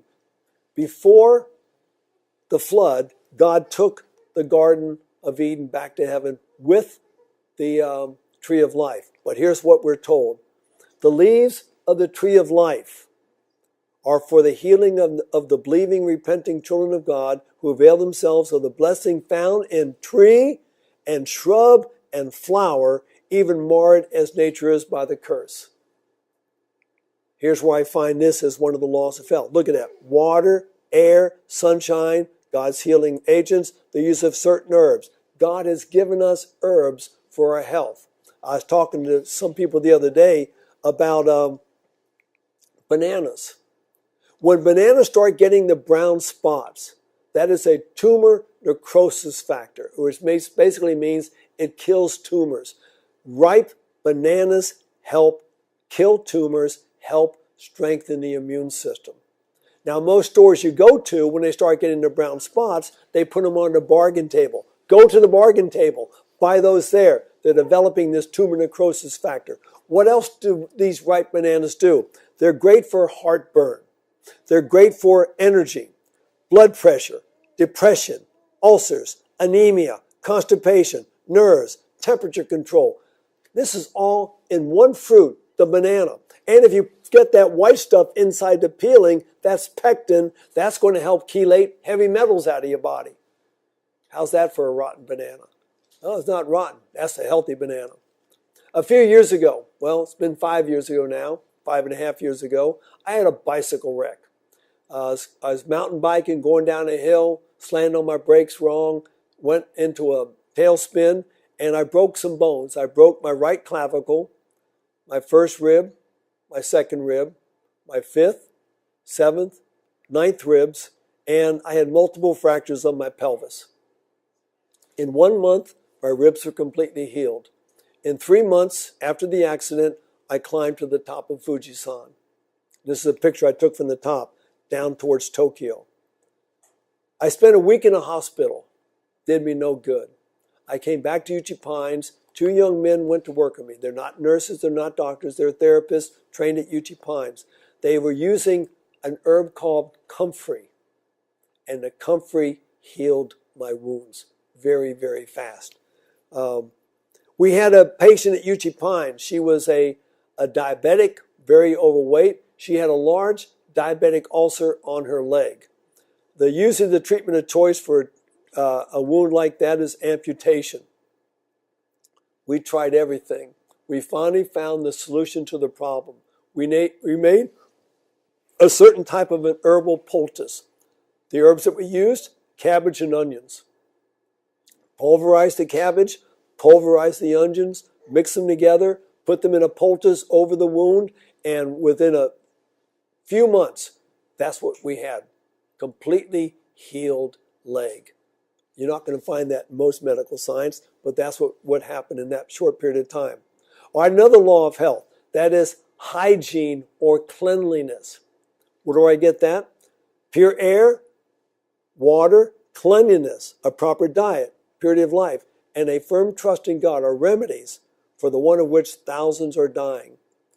Why wash your hands? That's the easiest way to pass germs on to other people, is to shake hands with unwashed hands, because that's where we're going to spread them. Because people touch all kinds of things, and if they touch you, they're going to be touching, and if you put that hand somewhere where you have a input into your body, you got a problem. Hands are vectors for the transport of disease agents into the body. So there's 4 main ways that we get diseases into our bodies.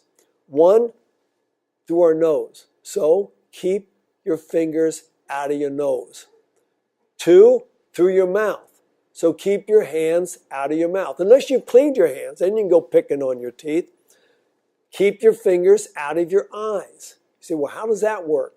If you have ever put eye drops in your eyes, you're going to taste the eye drops within a few seconds, because you've got a little hole called the nasolacrimal apparatus, and the drops go right down there into your eustachian tube, down the back of your throat, and you taste the drops.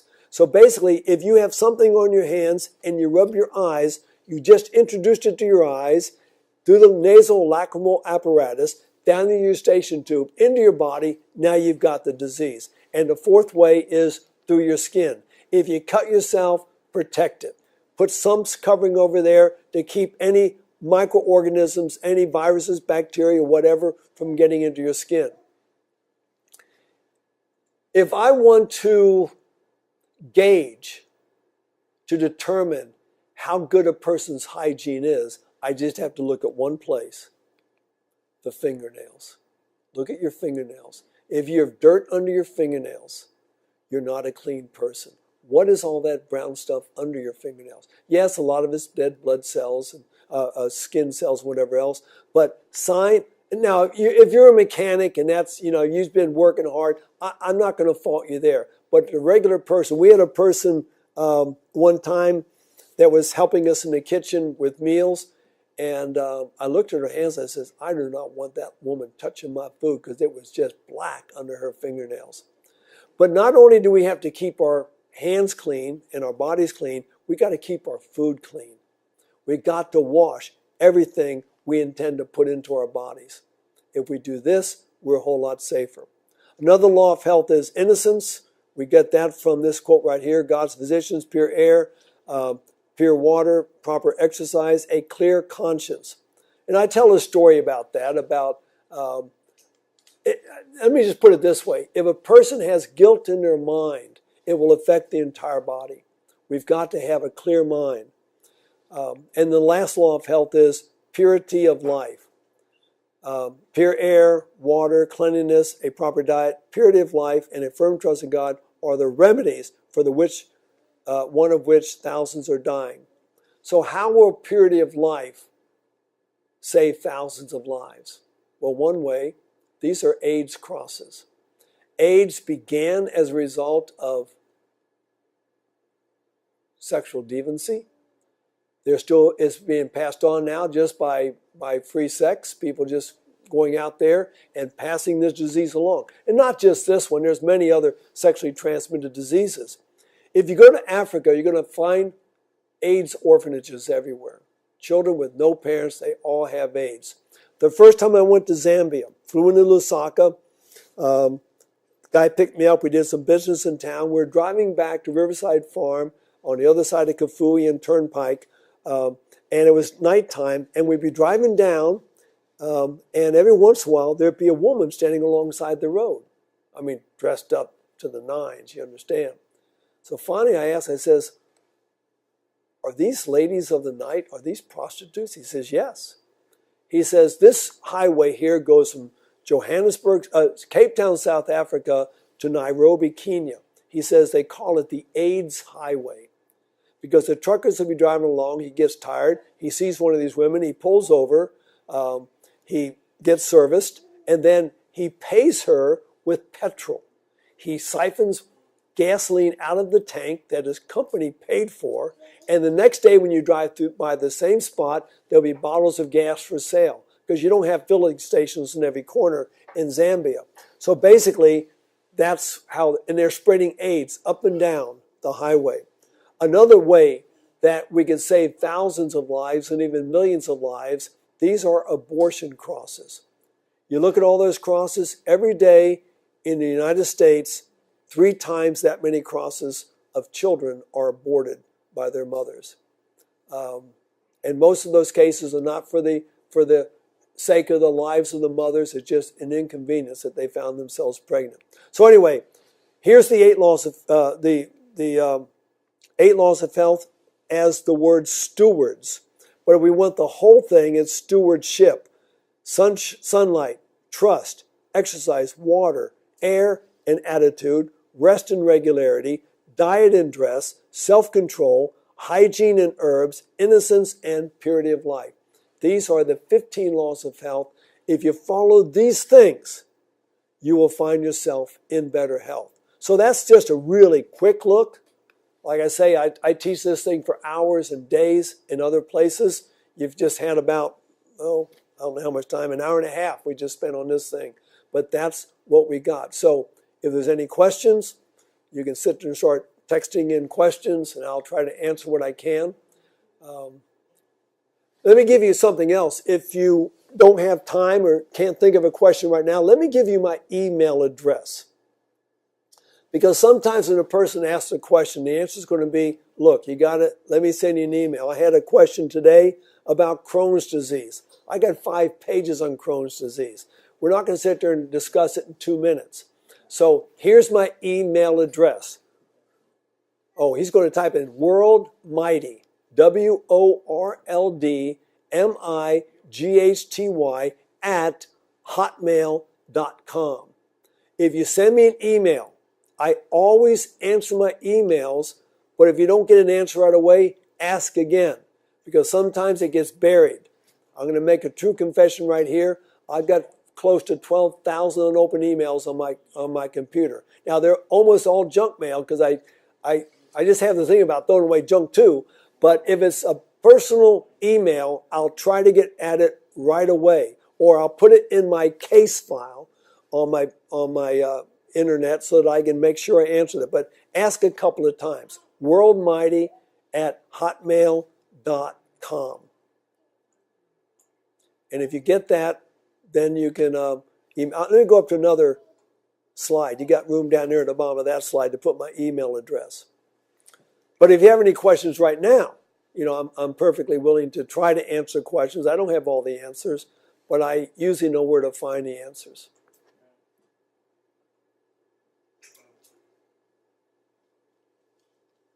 I'm ready. Okay. Where's it at? It's going to come up. Oh, they've got it. I don't have it. Okay. You've got my email address.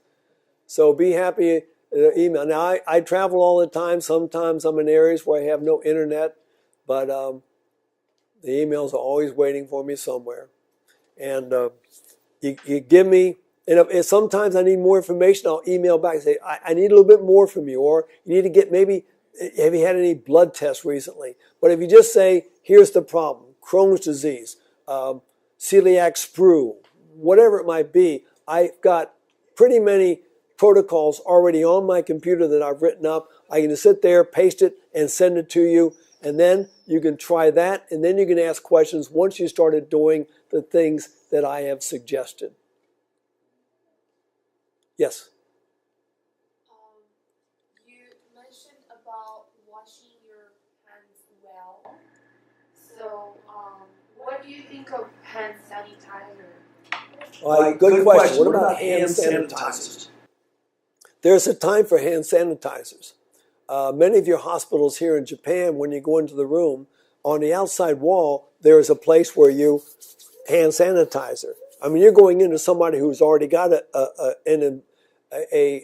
compromised immune system. You want to make sure you don't have anything that you might pass on to them. And when you go out, you do it again because you don't want to take anything with you that they might have had on their body.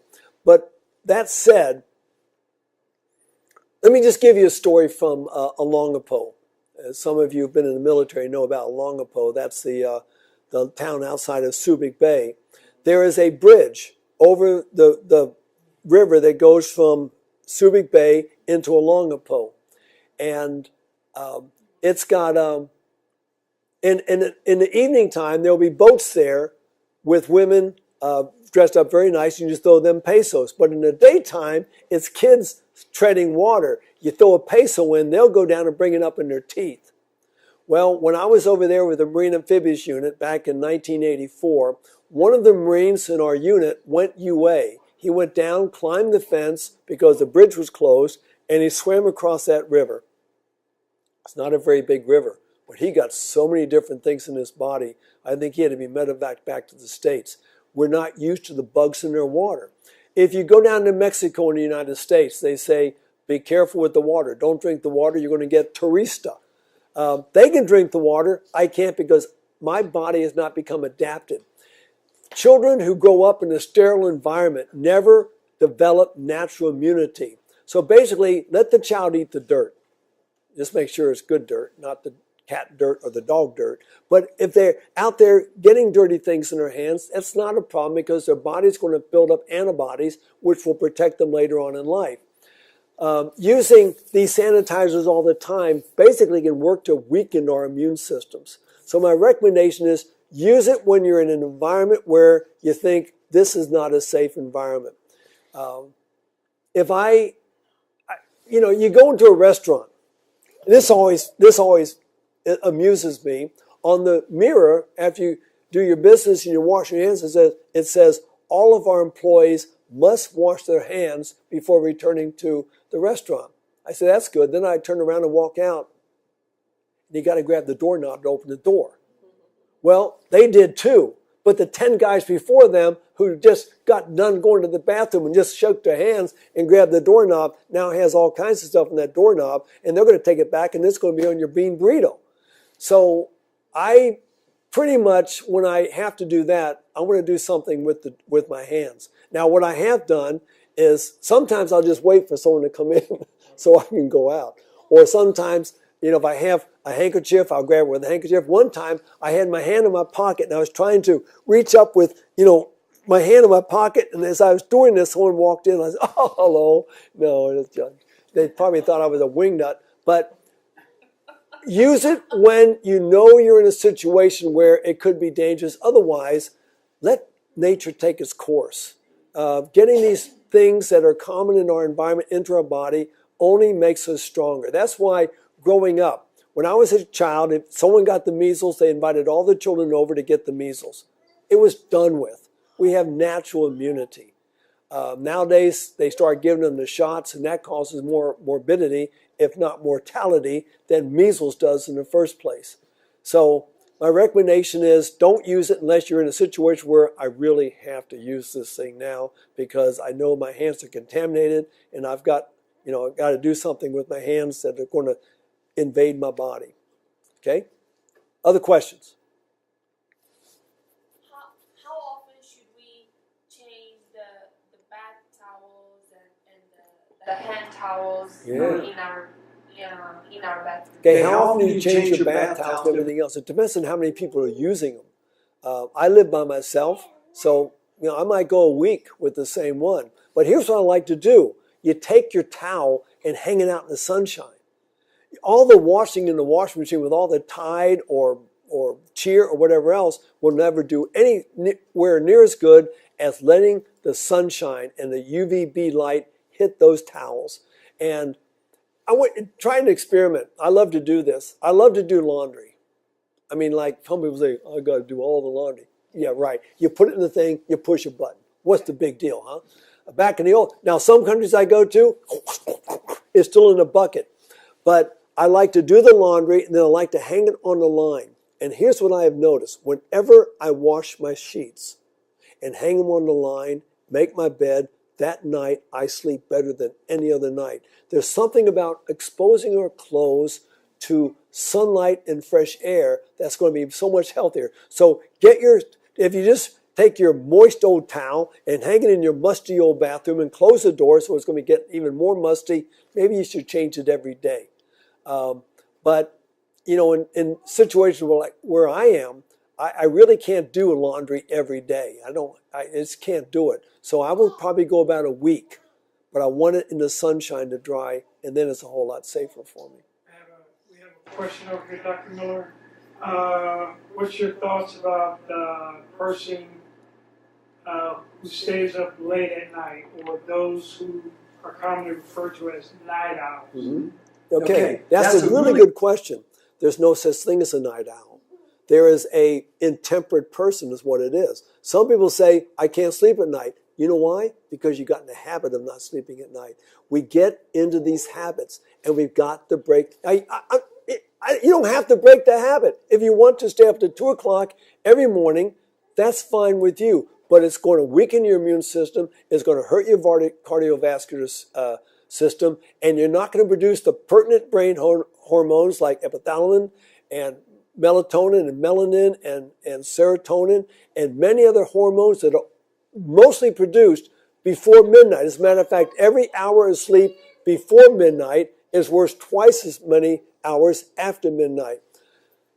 And I've already gave the solution to the problem. If you say, I cannot sleep at night, get up early, take no naps during the day, and one of these days, you will be able to go to sleep at 9 o'clock at night. Our eyes are sensitive to light. That's why our bedrooms should be dark.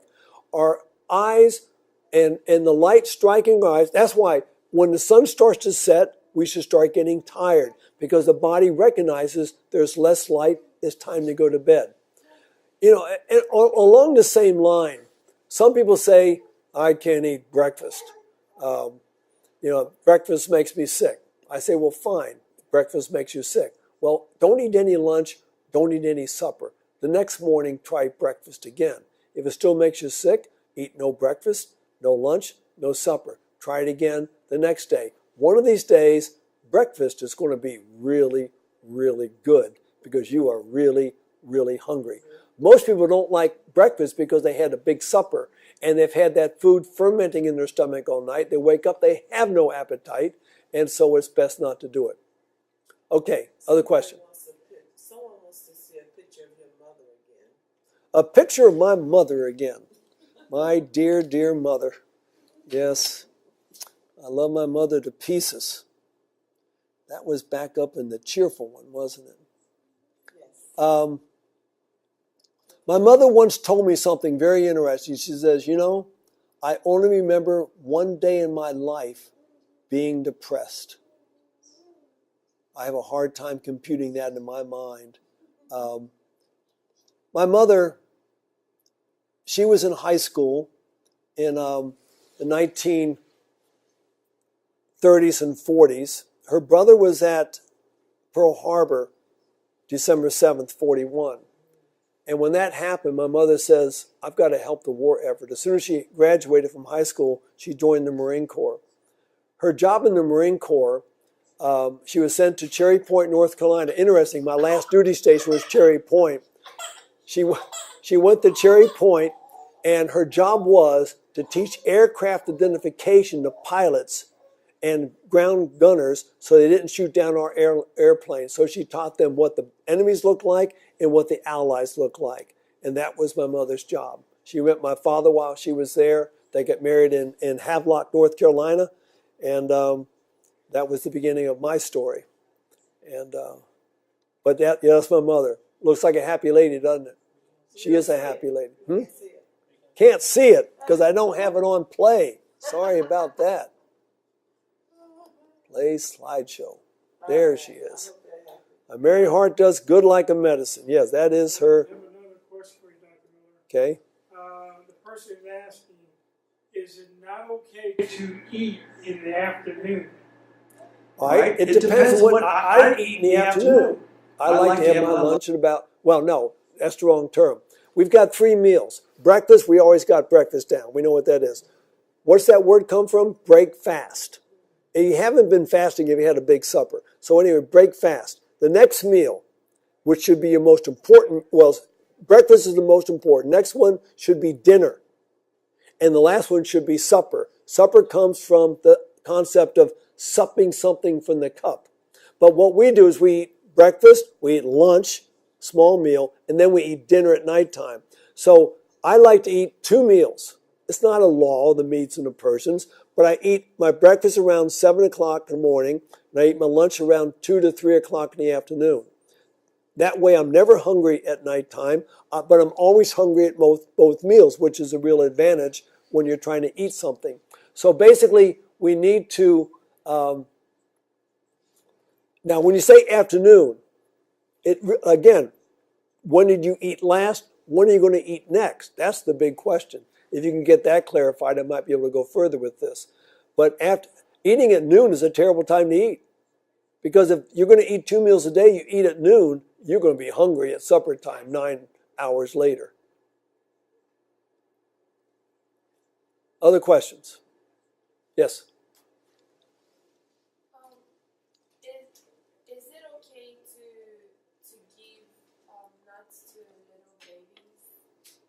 It's okay to what? To give nuts to little babies. Well, it depends on how little the babies are. Maybe, I you know, heard 2 years old. yeah, many, one of the leading causes of death of old people in America and young people is choking deaths. That's why all toys come with, if they're small, they say choking warning. So basically, a child who doesn't have enough teeth to properly masticate the nut, or they haven't been taught to chew things well before they swallow them, start swallowing large things, can get stuck in the throat, can cause some real problems. And so basically, it's probably not best for very small children to eat nuts or hard candies. See, many older people eat hard candies. Hard candies cause many choking deaths or choking problems in very old people because they like children. Shakespeare talked about the 7 ages of man. The 7th age was second childhood. Sans eyes, sans teeth, sans taste, sans everything. So basically, old people lose their teeth. Young people don't have their teeth yet. Both of them have the same problems. They can't properly chew their food. Then they start swallowing things that are too large to handle their throats. So if you want to give a child nuts, masticate it for them. I don't mean chew it out and spit it in their mouth, but you can chop it up very small because there's a good fat found in nuts, and that could be healthy for the child. Got 2 more questions, Dr. Miller. The first question is, how to persuade my mother to rest? Her blood pressure is high, but I cannot really persuade her to rest. Yeah. How do you persuade a horse that's not thirsty to drink? It's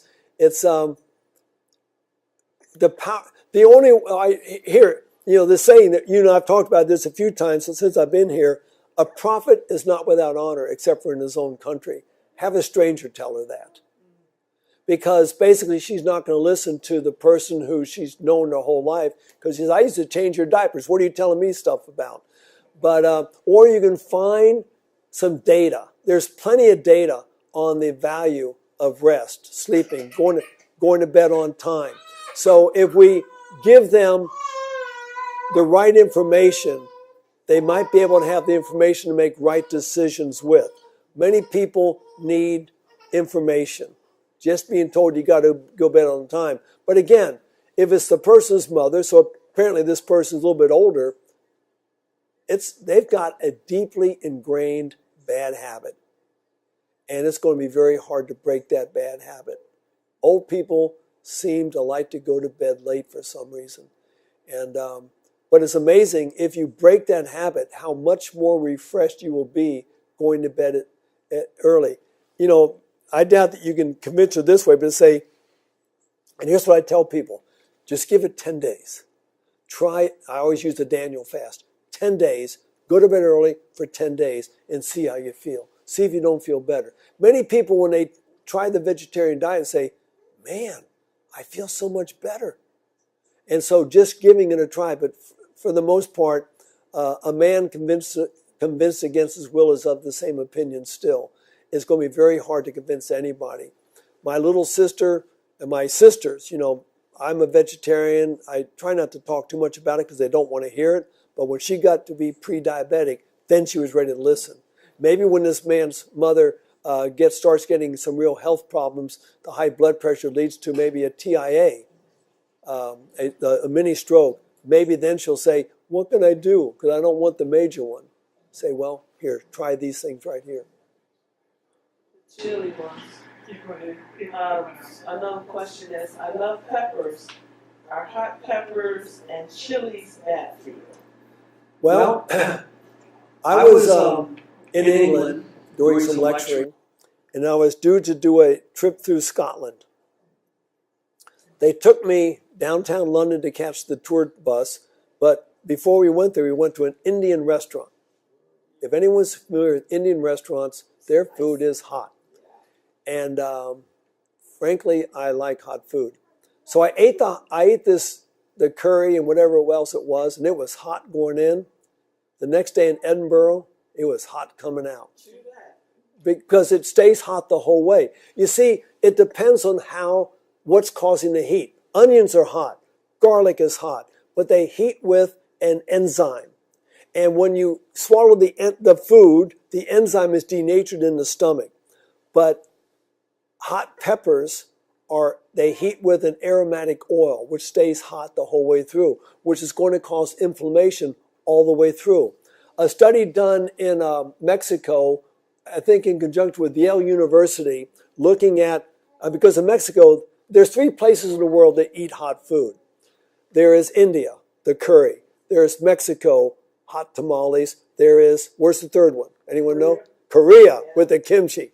Okay? They lead the world in esophageal and stomach cancer. Lead the world. And so they did this study in Mexico, and they found that eating these hot peppers increased the risk of cancer 17 times. Now, is cayenne pepper in a different class?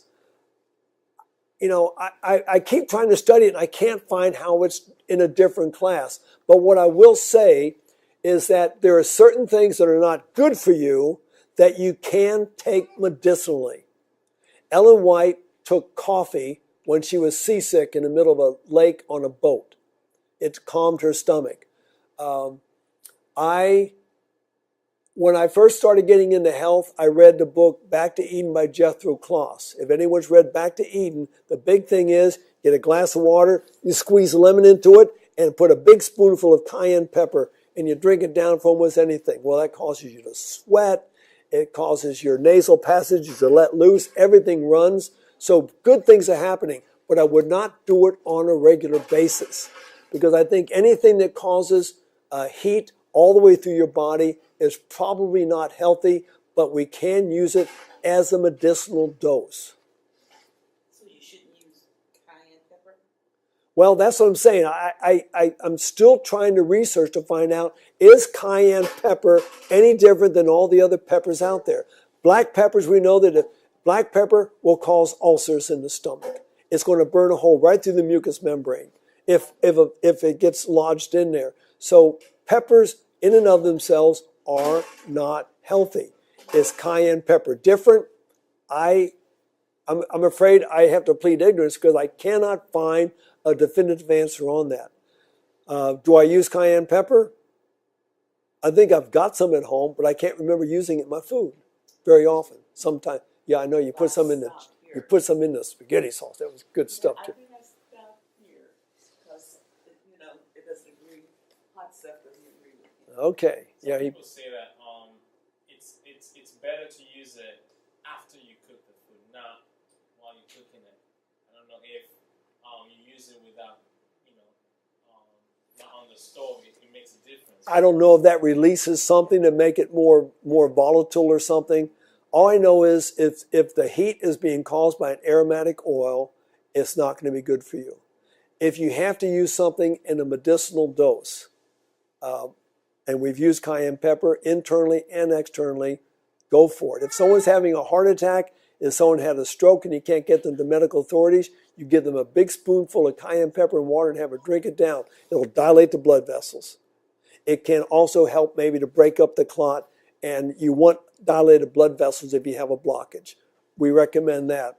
Dr. Calvin used to say that, and he was a cardiologist, internist and cardiologist, that perhaps it's as that cayenne pepper is passing down through the cardiac sphincter, the proximity to the heart will really cause an immediate dilation down there. I don't know, but I know that when you eat something like that, you start sweating and you dilate. As a matter of fact, they have a contest every year who can eat the hottest peppers. And they got down to the last two people, and they gave them this stoked up hottest pepper that there is. The only way the one person disqualified is the veins in their neck stood out. They had no reaction but the veins. It was so hot, it caused a dilation of the veins in their neck. So these things can help. If you cut yourself, you put cayenne pepper on, it cauterizes the wound, which is a good thing. You don't want to bleed to death. Someone asks, is red wine vinegar bad for you? Okay? It's great. It is great for you. If you have athlete's foot, put it between your toes. It's great for a deodorant. Put it under your arms, but don't put it in your mouth. Vinegar has a pH of 2, a hydrogen potential of 2. That is acid, acid, acid. Red wine vinegar, apple cider vinegar, distilled vinegar, it's vinegar. It's the pH which is really bad. Plus, it's a fermentation process. You put something fermented into your body, it's going to cause what's ever already in there to continue the fermentation process. So, no, I don't think it's good. Are you going to quit eating it on your salad? Probably not, if you really like it. If you want to substitute, use lemon juice. It's just as sour, and you can mix something with that. Quite frankly, I've been to places where they put squeeze an orange on the salad. It has a fantastic flavor. Gives it that sweet sourness, which is very, very nice. So no, red wine vinegar is good externally.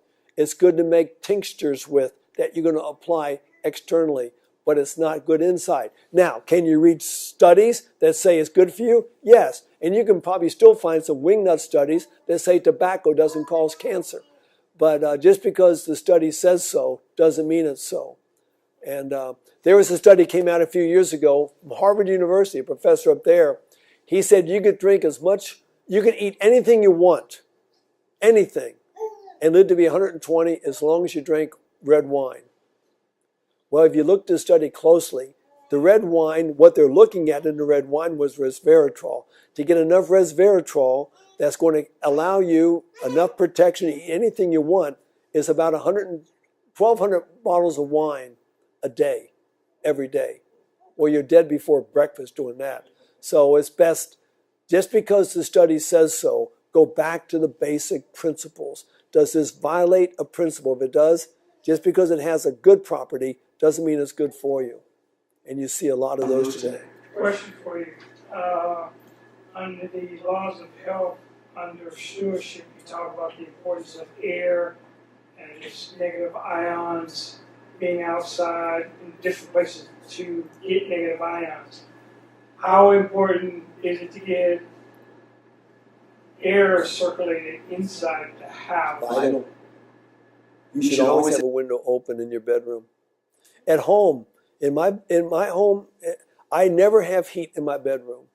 I like the feel of covers on me, and I like the feel of my nose being cold. I open my windows, close my doors, because you're going to get fresh air. We should always have fresh air in the house. Now, if you have certain plants, especially things like Schefflera, aloe vera, certain plants will help to clean the air a little bit.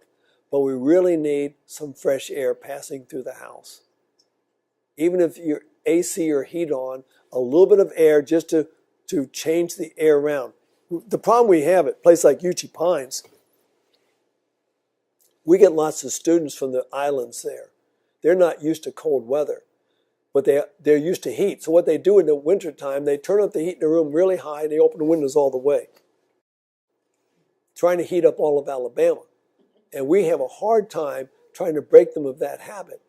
Your nostrils. Measure the cubic inches of your nostrils. It's going to be less than 1 square inch. So that's how much space you need underneath your window to get enough air in to be able. So I basically crack your window. You're not going to be letting all your air, hot or cold, out, but you'll be getting enough air in there to be able to change the carbon dioxide and to be able to breathe a whole lot freer. There's some. Oh, Yeah, we're there's- ready. go ahead. Okay, what is the proper time to go to sleep when you're elderly? Yeah. That's why. The study says 9 o'clock. It's the best time for everyone, but except for very small children. Because it's at 9 o'clock is when usually it's going to be dark outside and your body's going to start producing the hormones. But the later you go, the less hormones are going to be produced. You get up to midnight and some of your hormones are very rarely, very small amounts will be produced after midnight. So before midnight, it's going to give you, things like serotonin. You're going to wake up feeling happy. You go to bed at midnight, you're going to wake up feeling like, that grumpy Gus that many people are. And the reason is because they're not getting their sleep at night. Just because you become old, I'm 71 years old, doesn't mean that my body's finally craving to go to bed late. Our problem is I go to bed late sometimes because I just get so involved in the work that I'm doing. Question: we have people with allergies, severe allergies. Are there people who suffer from allergy from just the smell of certain items, like maybe chips or tortilla chips or nuts and things like that? We have a lady at our school. She swears she has so many allergies, and she said just the smell of it makes her sick. At UG Pines, there's a rule: we do not wear perfume or aftershave at church, because patients sometimes are very sensitive to the smells. People are sensitive to smells of household cleaners. I had a patient one time at UG Pines, could not sleep in the building. We had a special cabin in the woods where he slept because he was allergic to all smells. Yes, that can very easily happen. And basically, one of the things it's a sign of is a very weak immune system. And we don't fault her because whatever caused that to happen. But the body, we all have what we call a threshold of tolerance for allergies. Let's say you are allergic to animals, but your threshold's up here. Well, your body's not going to react. I was traveling around the country with Dr. Agatha Thrash one time. We always had a team of 3 people. And we were staying with a pastor for the weekend.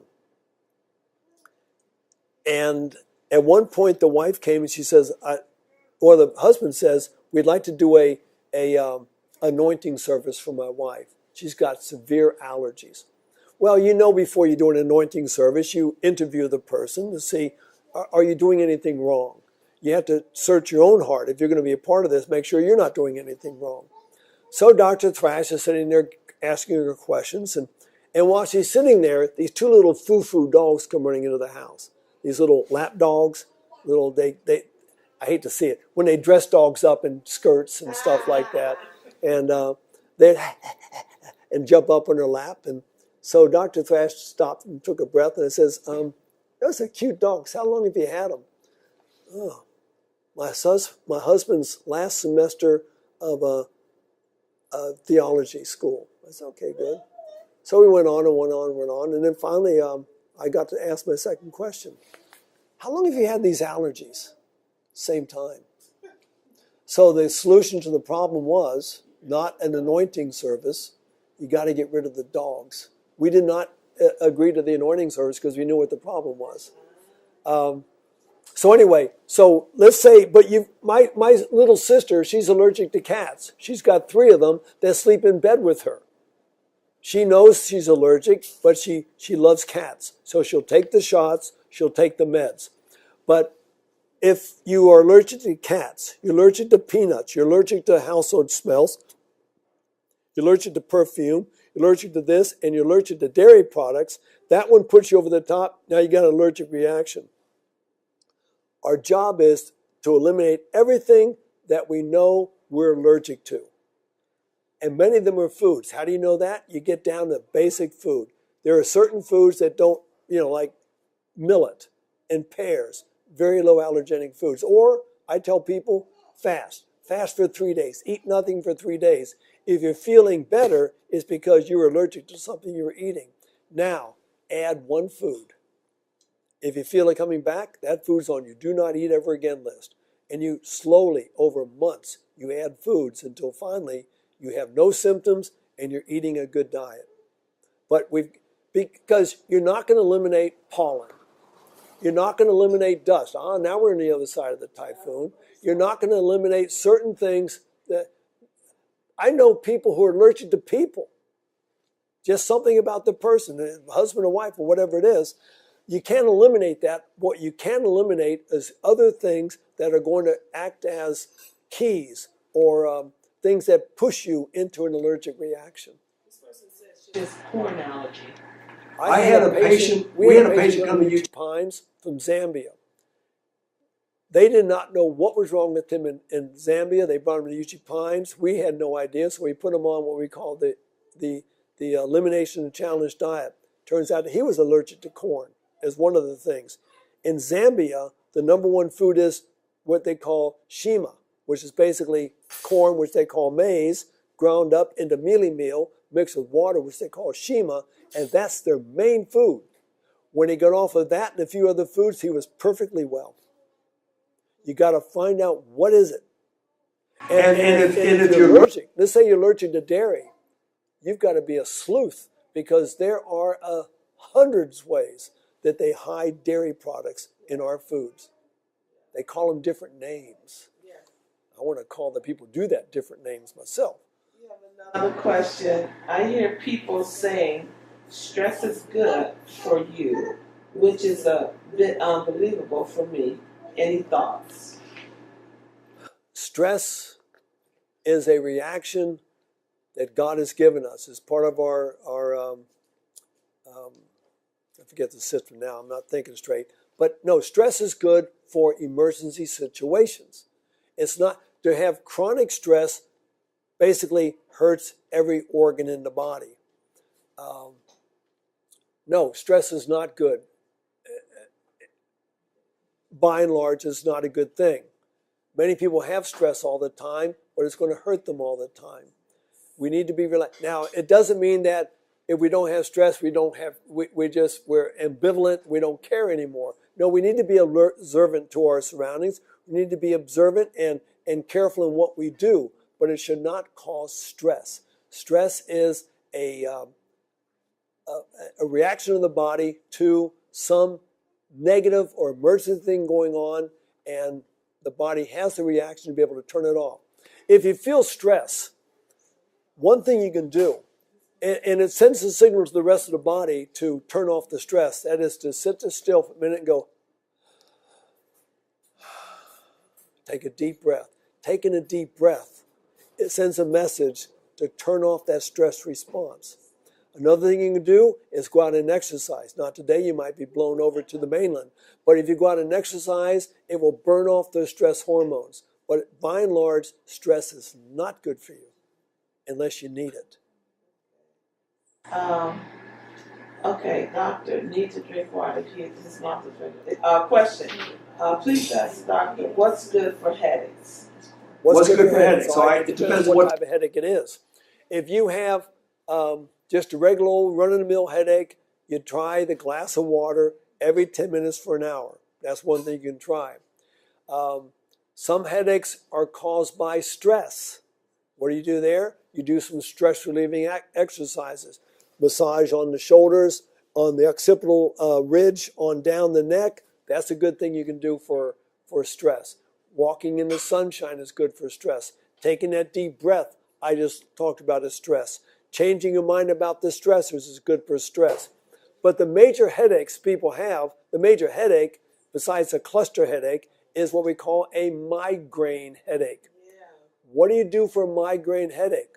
I was working in Userfontein, South Africa one time during a 3-week detox program. One of my students stopped coming towards the end. She was out for 3 or 4 days. They kept saying she had a headache. I kept sending back things she could do for the headache. Well, finally they said, she's got a migraine headache. I says, okay, bring her over here. You had the classroom here, then you had my bedroom and a bathroom here. I says, take her into my bathroom. All of us went in there. I had a shower there. I says, sit her down in a chair. She sat down in a chair, and I told her, hang your head down. So she hung her head down, and I took the shower wand, turned it on cold water, and I sprayed the back of her head at the nape of the neck and caused the water to run down over her head because she was leaning down. Did that for about a minute. Then I had her sit back, raise her feet, and I sprayed the bottom of her feet with the same cold water. It was gone. Now, I never get migraines, but sometimes God allows us to get something so that we can help other people. Just read 2 Corinthians 1, verses 3 and 4. So I was in Novi Abihodi, Nash Dome in Ukraine, and I got a migraine headache. It had been going on for about 3 days, and those are bad. I now can empathize with people. And I knew what to do, but here's the problem with people who are involved in this work. We don't do it for ourselves. But I said, I got to do it. So I went into the treatment room after a class. They had a bathtub there. I turned on cold water. I stuck my head under the cold water, let the water run in the back of my neck, run over my head for a minute, sat back, put my feet under the cold water. It was gone. It was gone. Now, migraines are usually caused, not in my case, but there are certain triggers that we put in, food triggers, that will trigger a migraine. The three main things are chocolate, cheese, and wine. So if you're taking any of those things, you get migraines, get off of those things. But try the cold water. What you can also do if you don't have a shower wand or a bathtub, just take a big bottle of cold water, have the person lean over, and pour it on the back of their head. And then just put their feet in cold water. But it was amazing. It was amazing how well it worked. What is that you tell us about the water? You tell me you put charcoal in your drinking water. Okay, in my water, at Uchi Pines we make charcoal. I take bamboo and I put it in a tin can with a hole in it, put it in a fire, it turns into charcoal. I put the charcoal in my water bottle. My water bottle sitting over there is full of charcoal sticks. That's constantly filtering the water. I'll change it every 3 or 4 months, maybe even sooner than that, because our water all has something bad in it. So you want to get that charcoal into the water to pull the toxins out of the water, into the charcoal, then you can drink good clear water. So we have two questions. Does music produce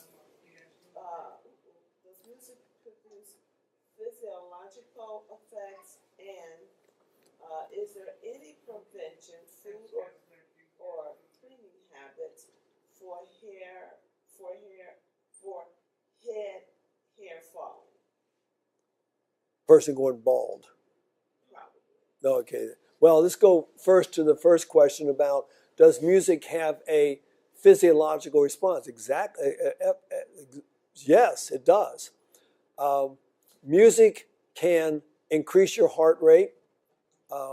It can increase, if it's the wrong type of music, increase your blood pressure. If it's the right type of music, it can soothe you, bring your blood pressure down. These are physiological effects. But the most major effect of music is going to be on your brain, on your psyche, what it does to your mind. But yes, there's been lots of studies on what it does for you physiologically and psychologically. If you listen to the right type, matter of fact, this is what Aristotle said. If you listen to the right type of music, you become the right type of person. If you listen to the wrong type of music, you become the wrong type of person. So be very careful what you allow through your ears. Satan was the heavenly choir leader. He knows all about music and the effects on the body. So my recommendation is listen to good music. Not music you like, this loud, repeating the same thing over and over again, the things with the syncopated beat, lots of drums going on. It may be appealing to you, and people sit there and say, well, that's my culture. Well, if that's your culture, I hope you don't move to a country that practices female mutilation as part of their culture. Or go to the country that when you reach a certain age, they saw off your teeth. Or you reach to a certain age, you got to go up in the tower, tie vines around your legs, and jump off. And if it doesn't break your legs, the gods like you. So there's many cultures around the world that what they do is not something you want to have anything to do with. So just because this raucous music or this terrible dressing or whatever it is part of your culture, that does not give you an excuse to do that to yourself. What is the principle? You follow the principle, not the customs, because there's many customs that I do not like, even in my own country, especially customs that were not too many years ago. Thankfully, we've changed a lot of things, but we can't follow customs. We cannot follow inclination. We've got to follow principle. Yes, sir. The ball. Okay, the other one. That was, what was the second one? Oh, baldness. Yeah, if I could find a solution for that thing, I'd be a rich man. I was in Ukraine one time doing meetings, and I was asked that question. A person says, hey, ever since I got out of the military, my hair's been falling out. I had the solution. Go back to the military. Maybe there was something in the food in the military. I don't know what it was. Sometimes we'll tell the people, change your shampoo, stimulate your hair follicles, massage your head. That's where you can use cayenne pepper. Put cayenne pepper in your hair and work it in. That's going to cause more blood flow. Maybe that can help. There's many things people have tried. I have not found anything that works 100% of the time, or even 10% of the time. I know when I was in high school, I sat next to a guy named Dennis Cady. And Dennis says, you're going to be bald by the time you're 18. You know what I looked like when I was 18? I look just like I do now. I've got a high forehead. He's been bald as a billiard ball for a long time. So what we can do about the hair, there's one solution. Jesus is coming soon. And I don't think there'll be any bald people in heaven.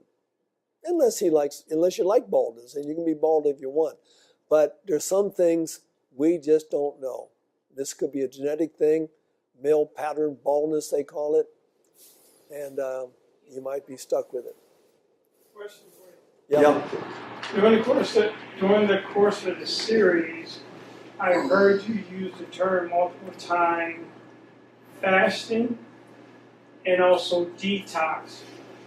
Are they the same or are they different? And if they're different, what are the differences and what is the appropriate occasion to use either? Well, fasting can be a part of the detoxing program. But for the most part, we fast if we're trying to clear our minds because we got something really heavy to think about. We fast. Now, again, there's many types of fast. There is fasting. The vegetarian diet is a form of a fast. Eating 2 meals a day is a form of a fast. Eating not eating. What Daniel went on a fast. What was his fast? It says he ate pulse and drank water, but he took no dainty things. So he fasted from sweets. He fasted from, whatever they had back in the Babylonian experience.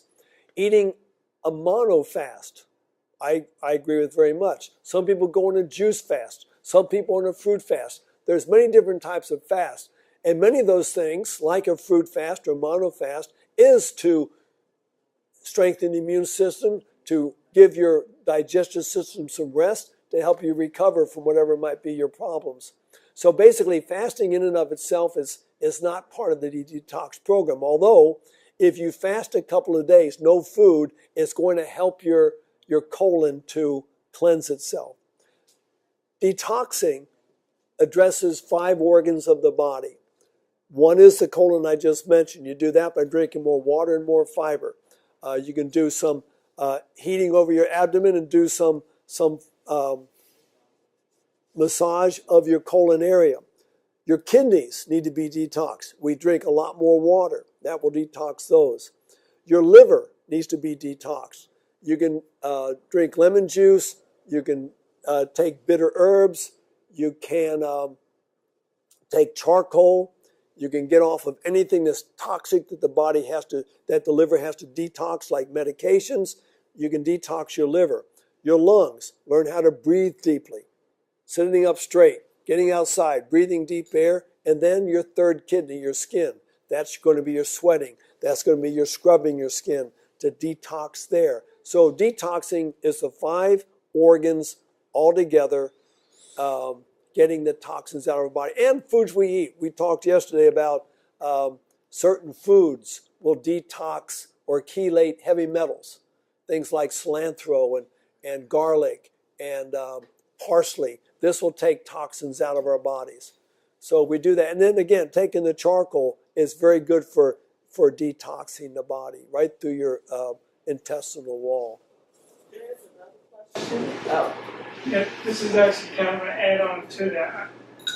And I don't know if it's included when you say detox. I heard you mention as a preventive measure earlier the use of an enema.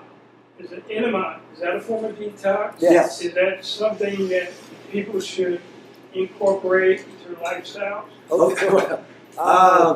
I don't recommend it as part of the lifestyle. It's sort of like cayenne pepper. You do it when you need it.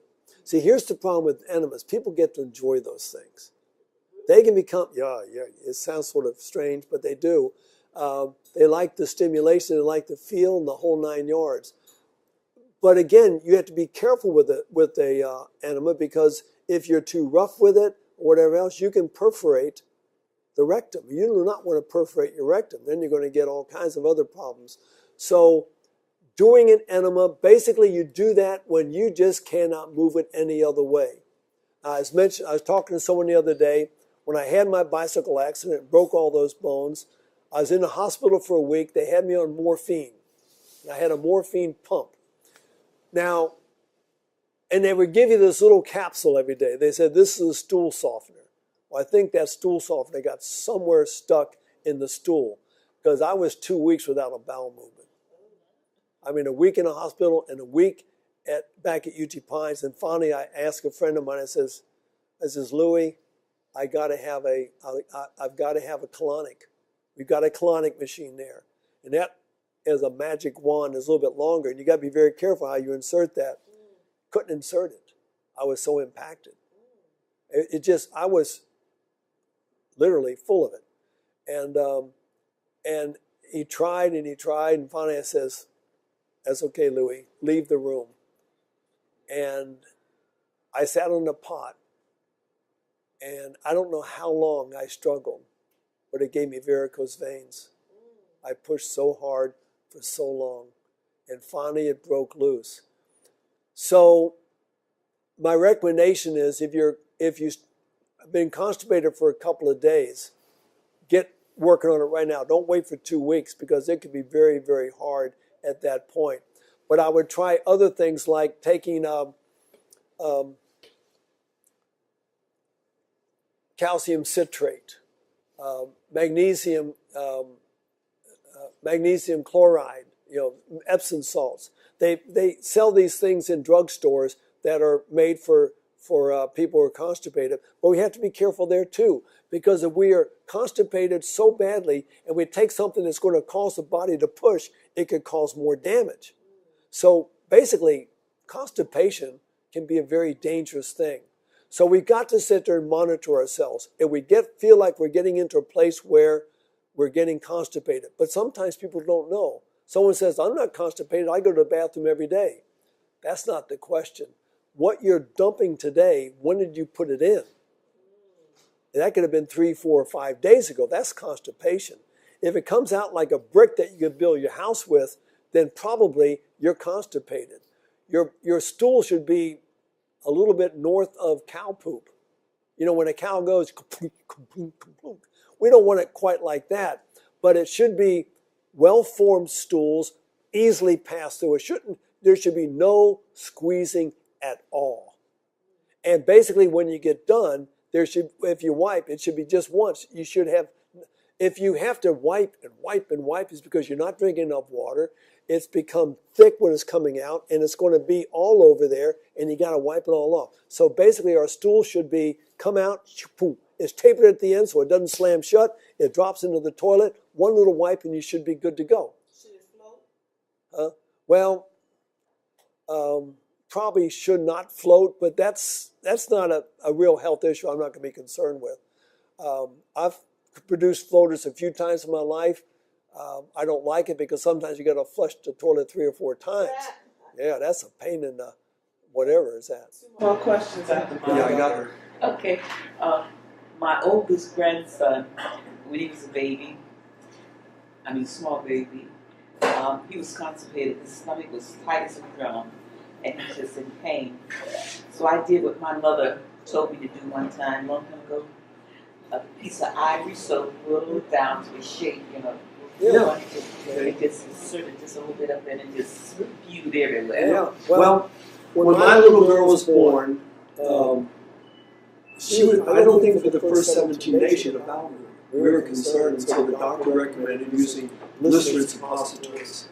Ivory soap is fine. We use glycerin suppositories. That got things moving. Sometimes just stimulating the anal area.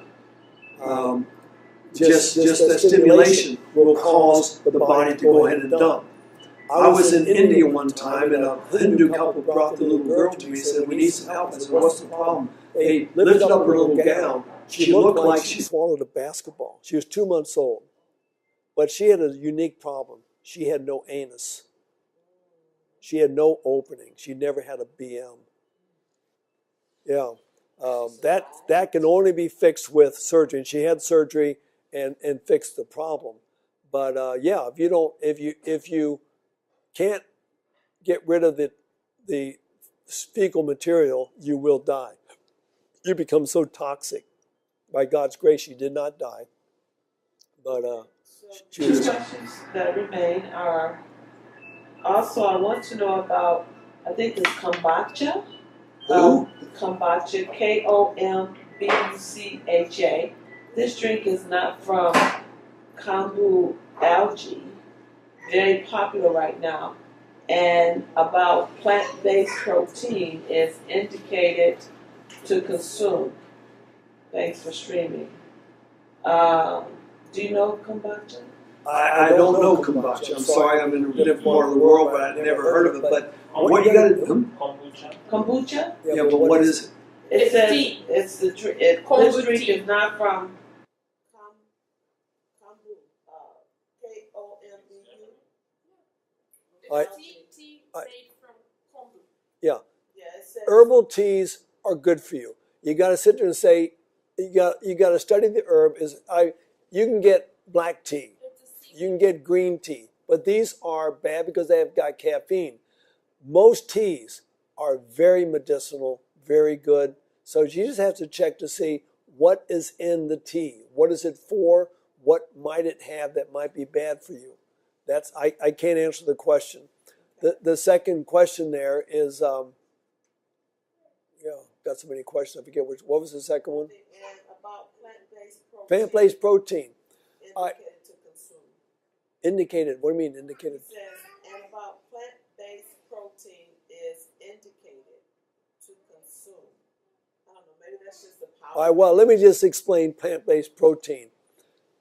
All proteins, whether they're animal or vegetable, are made up of amino acids. Okay, and all proteins, all animals, and we're made of protein. All of our tissues have to consume these. At least either have to eat a vegetarian or eat a vegetarian diet in order to get those amino acids. There are 8 essential amino acids for an adult. All of those can be found in the plant. All of them. Potatoes, brown rice, oats, broccoli, beans. A vegan, all right, wrong term really, a whole food, plant-based vegetarian has no worry about protein. The disease that is connected with not enough protein is called kwashiorkor. Most people don't even know what it is and couldn't spell it if they tried to, and they've never seen it unless they've been to starvation areas like Africa. So, but you have a lot of people with kidney failure and osteoporosis and cancer caused by foods with too much protein in there. So basically, if you are eating a plant-based diet, you've got plenty of protein. Okay, so this person says, I think there's two questions and a comment. What are your thoughts on juicing, like what Joe Cross from Fat, Sick, and Nearly Dead recommends? And do you have any unique way to improve our memory? And the comment is, kombucha is fermented. Well, that could be the problem. Fermented foods are fermented, and if you put it in your body, they continue the fermentation process. Now, is there a time when fermented foods can be beneficial for you? Dr. Akazuki in Nagasaki in 1945 recommended miso soup. It protected the people from, amongst the other things, protected them from the radiation fallout. So there's times when it can be beneficial, but on a regular basis, fermented food should not be taken, like pickles and whatever else. Now, going back to the juicing, juicing is very good for you on a short-term basis. The problem with juicing is there's no fiber. You run it through a juicing machine, you got pure juice, you're going to get more of your phytochemicals and more of your vitamins and minerals, but no fiber. So basically, my recommendation is fast for no more than 2 or 3 days. I've known people on 50 days of fast, and I've known people who die because of it. Not everybody, some people do great on that. But when we juice a food, we're throwing away some of the best parts sometimes. We're throwing away the skins. Lots of nutrients in the skins or just under the skins. All the fibers being thrown out. Now, if you juice with a Vitamix, you just throw the whole food in the Vitamix and blend it up and add some apple juice or something, you're drinking the whole thing. But here's another problem. When you're drinking something, how do you drink? You swallowed it down. If it's got carbohydrate in it, you needed to mix it with some salvia amylase, your digestive juice for carbohydrates in your mouth. So if you're going to juice, you do chew your drink. And when you eat food, you drink your food. That means you chew your food until it's liquid and you swallow it like you're swallowing a liquid. So now we're getting all the enzymes we need to break down the food and we're going to have complete digestion. If we don't, we're going to have some problems. And the last one, do you have any unique way to improve our memory? Well, I've mentioned it a number of different times. One is memorizing scripture. If you want to build biceps, you do curls, all right? Because you're making them strong. So if you want to make your brain strong, you got to make it work hard. Increasing blood flow, ginkgo biloba, drinking more water, eating more omega-3 fatty acids. The one thing, the aerobic exercise. There's many ways to build the brain. And that's just a few things I mentioned right there to help make and practice remembering. You know, many of us we forget because our brains have gotten lazy. Someone introduces someone to you, and a minute later you say, "What was their name?" When someone says something, repeat it back. "Hello, this is Joe." "Hello, Joe. Nice meeting you, Joe." Say it a couple of times. Good chance you remember it next time. So this. Yeah, create a neural pathway in your brain by walking on that path a few times. Okay, so we've been at this thing now for...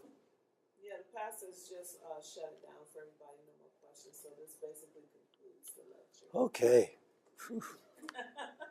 Okay, I'm going to go to bed. You want to close us out in prayer? Do you want to close out in prayer? I can pray, yeah, let's have a word of prayer. Father in heaven, we've said a lot this afternoon. A lot of people will be listening, affected. I pray that someone will be blessed. Not just someone, but many people could be blessed. If I have misspoken, spoken too fast, I pray that you forgive me and help the people hear what you wanted them to hear. Father, the whole thing is about you being glorified, and we glorify you by how we treat ourselves. So I pray that you would help these people and help us to present our bodies living sacrifices, holy, acceptable to you, which is our reasonable service. I pray in Christ's name. Amen.